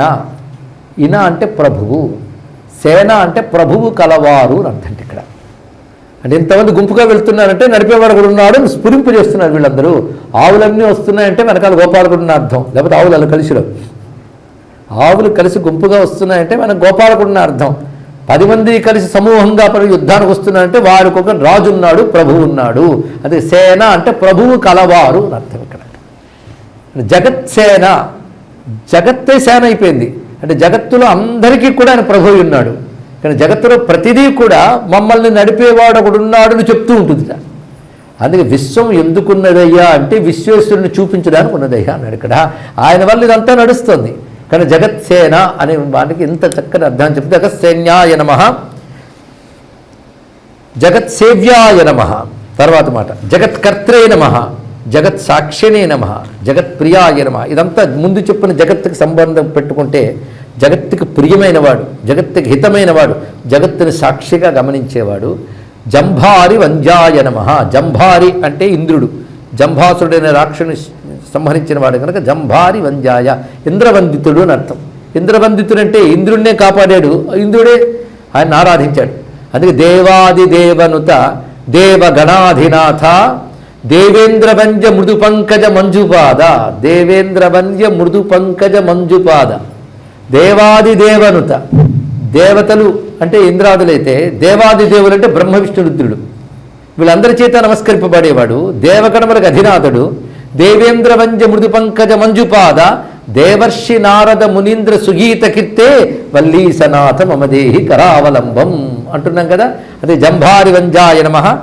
ఆ జంభారికి నేను చేసినట్టు జయదాయ నమః. సేనాని కదా, వచ్చిన జయమంతా రాజుకి ఇస్తాడు. కానీ ఇంద్రుడినే సేనగా చేసుకుని వచ్చిన జయం మళ్ళీ ఇంద్రుడికి ఇచ్చాడు ఆయన. ఇక్కడ దీన్ని బట్టి ఆయనకు ఫలాకాంక్ష లేనటువంటి వాడి జగత్క్షేమం కోసం ఆయనకి ఇచ్చాడు. జయదాయ నమః, జగజ్జన మనోహరాయ నమః, జగదానందజనకాయ నమః. జగత్తుకి ఆనందం కలిగించేవాడు, జగజ్జనులందరికీ మనోహరుడే. జగజ్జనులందరికీ మనోహరుడు అంటే ఒప్పుకుంటారండి ఎవరైనా? సుబ్రహ్మణ్యుడు చాలామందికి తెలియదు. అడుగుంటే అందరికీ మనోహరుడు అలా అవుతారంటే, అందరికీ మనోహరమైన వస్తువు ఒకటి ఉందిట. అందరికీ మనోహరం అంటే అందరికీ ఆనందం కలిగించేది. అందరికీ ఆనందం ఏంటంటే వాడు ఆత్మే, వాడికి ఆనందం. ఆ ఆత్మరూపుడైన వాడు అని అర్థం తీసుకోవాలి ఇక్కడ. అందుకే జగజ్జనులందరికీ మనోహరుడైన వాడు, జగదానందజనకాయ నమః. ఎంత చెప్పినా తెలియట్లేదు కదా, దాన్ని జాడ్యం అంటారు. అది తొలగించే దాని కనుక జనజాడ్యాపహరాయ నమః.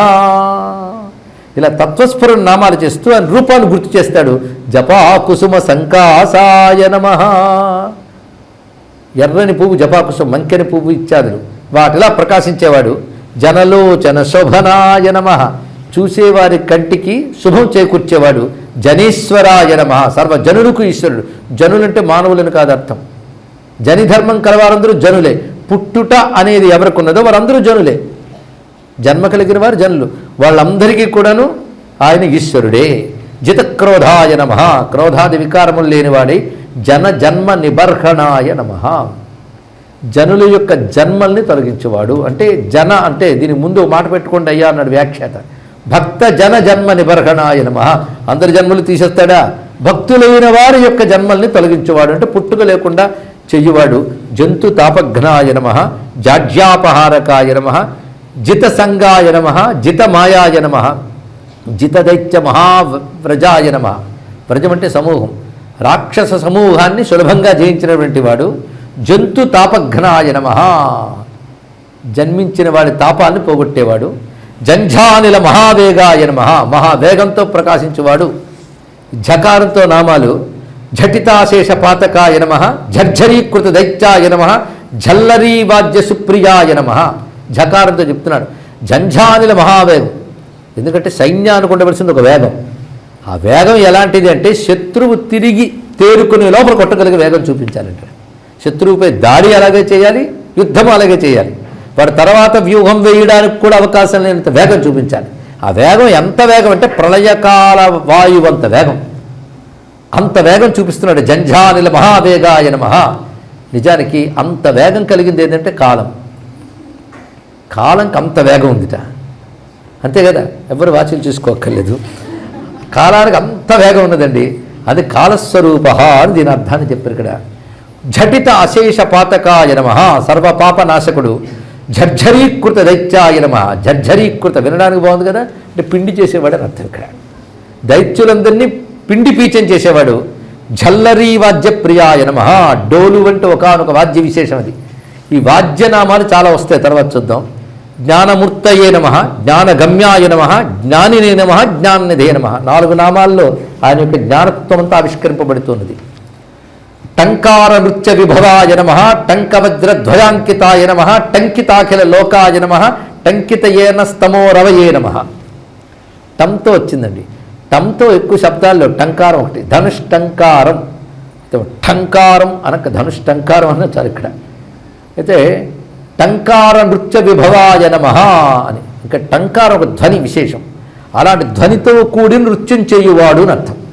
అంతేకాదు, ఆయన యుద్ధం చేస్తున్నప్పుడు ఆ ధనుష్టంకారం చేస్తూ ఒక నాట్య శోభ చూపిస్తాడట. ఇలా ఎలా అవుతుందంటే యుద్ధం కూడా ఒక ఆటలా చేసేవాడికి సాధ్యమవుతుంది. ఈ వర్ణన మనకి మహాభారతంలో చూపిస్తాడు. అర్జునుడు విలువిద్య చేస్తూ ఉన్నప్పుడు ఆయన చూసి శత్రువుడు సమ్మోహితుడైపోయేవారు. సమ్మోహితుడు అంటే అబ్బాయి ఎంత అందంగా ఉన్నాడు అని. అంటే యుద్ధం చేసిన భయం వేలుగా అందం అంటే అందులో కూడా అందం ఉందండి. ఇది పైగా ఇటు తిప్పితే దానికి తగ్గట్టు శరీరాన్ని అటు తిప్పడం తన శరీరాన్ని తిప్పినట్లుగా ధనుసును తిప్పడం, ధనుసును తిప్పినట్లుగా శరీరం తిప్పుతూ ఉంటే ఆ టంకారానికి అనుగుణంగా నాట్యం చేస్తున్నట్టుంది అని వర్ణిస్తారు ఇక్కడ. అది టంకార నృత్య విభవాయ నమః అంటే ఆయన దేవసేనానిగా యుద్ధం చేస్తున్నప్పుడు కేవలం శక్తి ఆయుధమే కాదు, ధనుస్సును కూడా పట్టి చేసినటువంటి వైభవాన్ని చూపిస్తున్నారు. కనుక టంకారం అనే ధ్వనికి అనుగుణముగా నృత్యము చేయువాడు అని అర్థం చెప్పచ్చు. ధనుష్టంకారముతో నృత్యము రూపముగా ప్రకాశించువాడు. టంకవజ్రధ్వజాంకితాయ నమః. టంకం అనే మాట వచ్చింది. టంకం అనే మాట చాలామంది తెలిసి ఉంటుంది, నాణాలకు వాడేవారు టంకము. టంకం అనే మాటకు అర్థం ఏంటంటే ఒక ధాతువుని కరిగించిన తర్వాత మళ్ళీ గట్టిపరిచి నొక్కేదాన్ని టంకం అంటారండి. అంటే గట్టిపరిచేసాడు, మరి అది మెల్ట్ అవ్వదు, వెళ్ళదు, అది టంకం. కనుక టంకవజ్రధ్వజాంకితాయ నమః అంటే అలాగా వజ్రము మొదలైనటువంటివి పొదిగినటువంటి ధ్వజము కలిగినటువంటి వాడు. టంకవజ్రధ్వజాంకితాయ నమః. అలాగే టంకితాఖిల లోకాయ నమః. టంకిత అంటే టంకారము చేత లోకమంతా టంకితమయ్యేటట్టు చేసిన వాడు అర్థంట. అంటే ధనుష్టంకారం చేస్తే దిగంతాలని ప్రతిధ్వనించే లోకమంతా ఆధ్వర్యం వినబడుతుంది. కనుక టంకారమే లోకమంతా అయిపోయిందా అన్నట్లుగా టంకిత అఖిల లోకాయ నమః. తన ధనుష్టంకార ధ్వనితో లోకమంతా నింపేశాడు. ఇది చూస్తుంటే మనకు స్వామి చేస్తున్న యుద్ధం గుర్తు రావాలండి. అక్కడ ధ్వజం కూడా ఆ విధంగా వజ్రాదులు తాపినటువంటి ధ్వజం రెపరెపలాడుతున్నటువంటిది. టంకిత ఏనస్తమో రవయే నమః. ఇది చాలా గొప్ప భావం చెప్పాడు. మరి చెప్తున్నవాడు బ్రహ్మదేవుడికి పదాలు ఇలాగే ఉంటాయి. ఇక్కడ టంకిత అనే శబ్దానికి జాగ్రత్తగా చెప్పాం. కరుగుదల మరి లేకుండా గట్టిపరిచేయడు. ఇక్కడ అలా గట్టిపడిపోయి కరిగే అవకాశం లేనంత చీకటి ఉందిట. ఏమిటా చీకటి అంటే ఏనస్తమః అన్నాడు ఇక్కడ. పాపం అనేటువంటి దట్టమైన చీకటి పాతుకుపోయిందయ్యా అన్నాడు ఇక్కడ. అలా పాతుకుపోయిన పాపం అనే అంధకారాన్ని తొలగించే రవి వంటి సుబ్రహ్మణ్యుడు అంటూ టంకిత ఏనస్తమో రవయే నమః అని గొప్ప మాట చెప్పారు. ఇక డకారం వచ్చేటప్పటికల్లా వాళ్ళ నాన్నగారు గుర్తొచ్చేటట్టు రాశారు. డంబర ప్రభవాయ నమః. పుట్టడమే మామూలు పుట్టుకు కాదు, ఆశ్చర్యం. డంబర ప్రభవాయ నమః. పుట్టేటప్పుడే 12 చేతులు, దానికి తోడు 6 ముఖాలు. కొందరు 18 కళ్ళు అన్నారు, కొందరు 12 కళ్ళు. ఏముందిలేండి, తెరిస్తే 18, ఒకడు మూసేస్తే 12 అంతే. మొత్తానికి అలా వచ్చాడు ఆడంబరంగా. వస్తువుని ఏం చేశాడంటే అక్కడ వాళ్ళ నాన్నగారు ఎప్పుడో ప్రయోగించిన ఒక ధనుస్సు అక్కడ పెట్టేసి శ్రీమత్పర్వత ప్రాంతంలో తిన్నగా విడి దాన్ని మీటాడు. అది మీటడం సామాన్యమైన విషయం కాదు. దానికి రక్షలుగా అష్టదిగ్గజాలు ఉన్నాయి. ఆ వెంటనే కోపంగా ఆయన వద్దకు వచ్చి ఎవరయ్యి ధనుస్సు మీటారని వెంటనే అష్టదిగ్గజాలు తొండాలెత్తొస్తే 6 రోజుల పిల్లాడు ఆ ఏనుగుల తొండాలు బట్టి గిరిని విసిరిశాడండి ఇక్కడ. మరి ఇది చూస్తుంటే ఎలా ఉన్నది. దానితో ఎవర్రా బాబు అని భయపడిపోయి ఇంద్రుడు వచ్చాడు. ఇప్పుడు వచ్చి చూశాడు. ఇంతవరకు తారకాసుడి బాధను అనుకుంటే కొత్తవాడు ఎవడో వచ్చాడు. చూసారా, ఎవరి కోసం వాళ్ళందరూ ప్రార్థించారు, ఆయనే పోల్చలైపోయాడు. అది మాయా ప్రభావం. ఇతన్ని మొదట్లోనే దెబ్బతీద్దామని ఆయుధాలు ప్రయోగించాడు. ప్రయోగించి వజ్రాయుధంతో కొడితే ఆ కొట్టిన రాపిడి నుంచి ఒక ఆయన పుట్టాడు. వెనకాల అనేక మంది పుట్టుకొచ్చారు. ఇదిగో వీళ్ళందరూ నా బంట్లు అన్నాడు. ఇంక చేసేదిగా పాతాల మీద పడ్డాడు ఇంద్రుడు. అందితే జుట్టు, అందకపోతే కాళ్ళు ఉంది కదా, నాయన నువ్వు వచ్చి స్వర్గంలో కూర్చో. ఎందుకంటే తర్వాత ఎవడో చెప్తాడు మళ్ళీ నువ్వు దండయాత్రకు వస్తావు. ఏదో తారకాసుడు మా పదవులన్నీ లాగేసుకుని మమ్మల్ని ఊరికి అలంకారప్రాయంగా కూర్చోబెట్టాడు. నువ్వు వచ్చి నువ్వు కూర్చోడు అక్కడ పర్వాలేదు అన్నాడు. ఇక్కడ నాకు నీ సింహాసనం నాకెందుకయ్యా బాబు, నీ బాధ చూస్తుంటే నీ సింహాసనం పోయినట్టు అనిపిస్తుంది, ఏదైనా సాయం కావాలంటే అడుగన్నాడు. అప్పుడు ప్రార్థన చేసిన ఎవరో తెలుసుకుంటే అప్పుడు శివుడు అనుగ్రహిస్తే తర్వాత జరిగిన విషయం చాలా ఉన్నది. ఈ కథంతా మహాభారతంలో ఉందండి. ఇక్కడ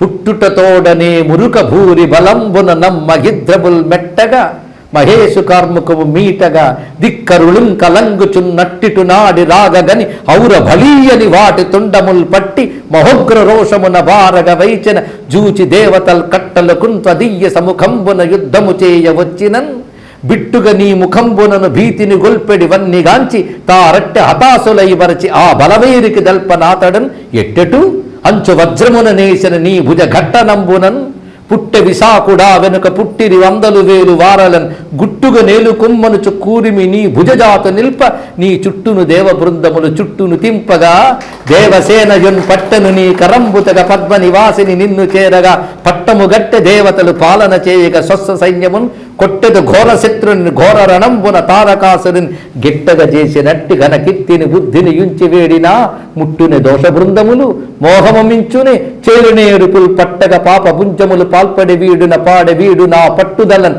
తదీయ కథ పాడిన మానవు షణ్ముఖేశ్వర అంటూ మహాభారతంలో అరణ్య పర్వంలో చెప్పిన కథని మంచి ఉత్పలమాలికలో సుబ్రహ్మణ్యోపాసకులైన మా పితృపాదులు రచించారండి ఈ పద్యాన్ని. ఆయన సుబ్రహ్మణ్యోపాసన బలం ఆయన జన్మగాథనంతటి ఇంత చక్కగా వర్ణించింది. అంతేకాదు ఇక్కడ మల్లవరం అనే గోదావరి ప్రాంతంలో ఉన్నటువంటి సుబ్రహ్మణ్య క్షేత్రం, ఇప్పటిది కేవలం సుబ్రహ్మణ్య క్షేత్రం గుడి ఉంది కానీ ఇప్పుడు ప్రత్యక్ష సర్పరూపం వచ్చేది. సుబ్రహ్మణ్య భక్తులు మా నాన్నగారు దాన్ని చూసి వెళ్ళినప్పుడు సర్పరాజ తవ రూపమజస్రం యస్మరంతి మనుజాభువి నిత్యం శ్రీమతాంచ విదుషాంధురిగణ్యాస్తే భవంత్యనహి తత్ర విచార.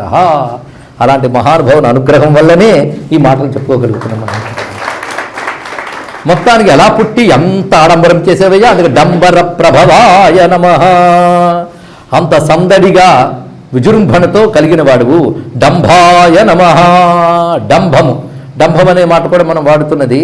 ఒకటి విజృంభణంగా కనబడితే డంభం, అలా డంభంతో ఉన్నటువంటి వాడు. అంతేకాదు వెనక్కి నెట్టేవాడు మాట్లాడుతుంది డంభ శబ్దానికి అర్థం. అంటే శత్రువుల్ని వెనక్కి నెట్టేటువంటి వాడు. డమడ్డమరుక ప్రియాయ నమః, మళ్ళీ వాళ్ళ నాన్నగారు పొలుగులు కొన్ని కనబడుతున్నాయి. డమరోత్కట సన్నాదాయ నమః, డమరము నుంచి ఉత్కటమైన గొప్ప నాదము కలవాడు. డమరం నుంచి ఉత్కటమయ్యేయండి నాదాలు తెలుసో లేదు. అందుకే డమరం సామాన్యం కాదు. డమరోత్కట అజాండాయ నమః, డమర ఉత్కట అజాండాయ నమః, డమరం నుంచి అజాండములు ప్రభవింపజేసిన వాడు. ఢక్కానాద ప్రీతికరాయ నమః. ఈ మూడింట్లో జాగ్రత్తగా తెలుసుకోవాలంటే నటరాజమూర్తి యొక్క డమరుకం సృష్టికి సంకేతం అని చెప్తారు ఇక్కడ. దాని యొక్క వైబ్రేషన్, ప్రథమ స్పందన, దాని నుంచి అక్షరములు ఉత్పన్నమయ్యాయి. అందరికీ తెలిసిందే ననాద ఢక్క నవపంచవారం అని. వృత్తావసానే నటరాజరాజ, అక్కడ ఏర్పడింది శబ్ద ప్రపంచం. ఆ శబ్ద ప్రపంచం తర్వాత దృశ్య ప్రపంచంగా వ్యక్తమైంది. కనుక సమస్త భువనాలకి సృష్టికి ప్రతీకగా డమరుకం చెప్పబడుతుంది. డమరోత్కట సన్నాదాయ నమః, డమరోత్కట అజాండాయ నమః అనే మాటకి ఇది అర్థం అండి. ఢక్కానాద ప్రీతికరాయ నమః. ఇవన్నీ శివనామాల్లో ఉన్నాయంటే ఆయనకి ఈయనకి అభేదమే చెప్పాలి. అది నాట్యం కృత్వా నాటశిత్వం షణ్ముఖదేవన్ నటరాజ సుబ్రహ్మణ్య విలాస తృప్త భక్తం పాలయ తవ దాసం అంటూ పళని క్షేత్రానికి వెళ్ళినప్పుడు ఆ స్వామిని చూస్తూ మా పితృపాదులు రచించిన శ్లోకం కూడా ఇప్పుడు తాను నాట్యం చేస్తూ సుబ్రహ్మణ్య చేతి నాట్యం చేయిస్తాట. ఎందుకంటే కొడుక్కి తన కళలన్నీ ఇచ్చేయాలి ఉంటుంది, వారసత్వం. ఏం చేస్తాం, అలా గణపతి నృత్య గణపతే ఈయన నాట్యం చేశారు. సుబ్రహ్మణ్య స్వామి కూడా ఆయన ప్రదోషకాలంలో శివుడు తాండవం చేస్తుంటే మురిసిపోయి వీళ్ళిద్దరు కూడా చేశారు. మైమార్పు బాగా చేశారట, ఎందుకంటే తండ్రి పోలిక. అందుకు అవన్నీ ఇక్కడ ధ్వనింపజేస్తున్నారు. అందుకు కుమారో హ్యపరశంభు ఏన సర్వమిదంతతం. ఈ వాక్యం వ్యాస భగవానుడు చెప్తున్నాడండి. కుమార అపరశంభు, సుబ్రహ్మణ్యం అంటే ఎవరనుకున్నావు, మరో శివుడేనయ్యా. ఏ శివుడంటే ఏన సర్వమిదంతతం, ఏ పరమేశ్వరుని చేత ఈ విశ్వమంతా వ్యాపించబడినదో ఆ పరమేశ్వరుని శంభుడే కుమారస్వామి. ఇది తెలుసుకోండి. అందుకే శివుడు వేరు, కుమారస్వామి వేరు కాదు. వైష్ణవంలో విష్ణువుని మనం ఉపాసించాలంటే బాలకృష్ణ రూపంతో ఉపాసిస్తాం. శాక్తేయంలో అమ్మవారిని ఉపాసించాలంటే బాల త్రిపుర సుందరి రూపంతో ఉపాసిస్తాం. శైవంలో శివుణ్ణి బాలుడిగా ఉపాసించాలంటే బాల సుబ్రహ్మణ్య రూపంతో ఉపాసిస్తాం. అందుకే కుమారో హ్యపరశంభు ఏన సర్వమిదంతతం, స్పష్టమైనటువంటి వాక్యం ఇది. అందుకే ఉపాసనా భాషలో వారికి పుత్రుడు అంటే వారి నుంచి వచ్చిన వాడు, దీపం నుంచి దీపం వచ్చినట్లే. దీపం నుంచి వచ్చిన దీపానికి కూడా దీపం అని పేరు. అందుకే ఆయనకి శివుడికి అభిన్నుడు అని చెప్పేవి ఈ దివ్యమైనటువంటి నామములు చెప్పుకుంటూ ఢుళితాసుర సంకులాయ నమః, ఢాకితామర సందోహాయ నమః. ఢుళితం అంటే ఎగరగొట్టడం, పిండి పిండిగా చేసి విసిరిస్తున్నట్టుగా. ఢుళిత అసుర సంకులాయ నమః, ఢాకితామర సందోహాయ నమః. ఢాకితం అంటే కవచం చేయడం, రక్షించడం. ఒక కవచంలో పెట్టేట ఎవరికి, అమర సందోహాయ, దేవతలకు దెబ్బలు తగలకుండా తానే పెద్ద కవచంగా నిలబడ్డాడు. ఢాకితామర సందోహాయ నమః. నిజానికి టంకారం నుంచి కూడా దేవసేనాని యొక్క విజృంభణ మనకు చూపిస్తున్నారు. ఢౌకితాయ నమః. ఢౌకిత అంటే దగ్గరకు తీసుకున్నట అని అర్థం. ఇక్కడ దేవతల సమూహాన్నంతటినీ సమీపం చేసుకున్నాడు. డింభరూప స్వరూపకాయ నమః. డింభరూపుడు సదా బాలసుబ్రహ్మణ్యుడైన, అందుకే బాలరూపాయ నమః అని బకారంలో మళ్ళీ నామం వస్తుంది, అక్కడ తెచ్చేసుకుందాం. అదే డింభరూప స్వరూపకాయ నమః. ఎంతైనా బాలసుబ్రహ్మణ్య ఉపాసన ఉంది కదా, అంటే బాలుడు రూపంతో ఉన్నటువంటి వాడు. డుండి విఘ్నేశ్వరానుజాయ నమః వచ్చిందండి మళ్ళీ. మరి ఆయన పండుగలప్పుడు ఆయన స్మరించకపోతే ఎలాగా? పైగా ఆయన తమ్ముడు గురించి వినాలనుకున్నాడు కనుక చెప్తున్నా, లేకపోతే ఇంకేముంది ఇక్కడ. డుండి విఘ్నేశ్వర అనుజాయ నమః. డుండి విఘ్నేశ్వరుడికి అనుజుడు. గణపతికి డుండి అని పేరండి ఇక్కడ. ఆ పదమే చాలా బాగున్నది. పైగా డుండి వినాయక అంటే ఒక మంత్రం కూడా సామాన్యం కాదు, ఏదో గొప్ప రహస్యం ఉంది డుండిలో. ఏమిటి అంటే, ఒకప్పుడు దివోదాసుడు అనేవాడు ఒకానొక కారణం చేత ఏ దేవత భూమి మీద ఉండకుండా చేశాడు ఆయన. ఆ సమయంలో అవసరం గనక దేవతలు కూడా కొంతకాలం ఊరుకున్నారు. కానీ శివుడు కాశీ వియోగం తట్టుకోలేక కాశీకి రావడానికి తిరిగి రావడానికి ఎంతో ప్రయత్నించాడు ఆయన. ఆ సమయంలో ఏ దేవత కాశీకి వచ్చినా కనబడకుండా వచ్చి కాశీలో ఉండిపోయారు, వెళ్ళట్లేదు. సర్వదేవతలను వచ్చేటట్టు చేయడం సాధ్యం కావట్లేదు. శివుడు మందర పర్వతంలో మిగిలిపోయాడు. అప్పుడు ఆయన పట్టుకున్నది గణపతిని. గణపతి విష్ణువు వీళ్ళిద్దరు వచ్చి గొప్ప వ్యవహారం చేశారు. అంతా చెప్తే పెద్ద కథ అవుతుంది, కాశీఖండంలో అదంతా ఉన్నది. మన గణపతి వచ్చి అంతా సవరించి తిరిగి దివోదాసుడు బుద్ధొచ్చేటట్లు చేసి అంతా సిద్ధమైపోయింది రెండహో అని చాటింపు వేసేట. పెద్ద చాటింపు ఎక్కర్లే, తొండమెత్తి ఘీంకరిస్తే చాలు అందరికీ తెలుస్తుంది ఇక్కడ. కనుక కాశీ అంత తిరిగాడు, ఇది ఢూండ్నా. కాశీ అంత తిరిగాడు, చాటింపు వేశాడు కనుక డుండి గణపతి అని పేరు వచ్చిందయ్యా అని కాశీక్షేత్రంలో ఆయనకు పేరు వచ్చింది.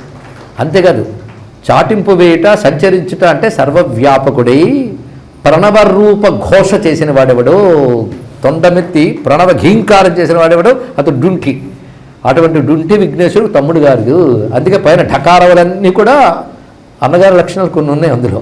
అందుకే డంబర ప్రభవాయ నమ, డంబాయ నమ, డమడ్డమరుక ప్రియాయ నమ, డమరోత్కట సన్నాదాయ నమ, డమరోత్కట ఆదాండాయ నమ, ఢక్కానాద ప్రీతికరాయ నమ, ఢులితాసుర సంకులాయ నమ, ఢాకితామర సందోహాయ నమ, ఢౌకితాయ నమ, డింభరూప స్వరూపకాయ నమ, డుండి విఘ్నేశ్వరానుజాయ నమ అంటూ నమస్కారం చేసుకొని తత్వజ్ఞాయ నమ అని ప్రణమిల్లి మిగిలిన విషయములు రేపు తెలుసుకుందాం. సర్వం శ్రీ మహాగణపతి చరణారవిందార్పణమస్తు. శ్రీ సుబ్రహ్మణ్యార్పణమస్తు.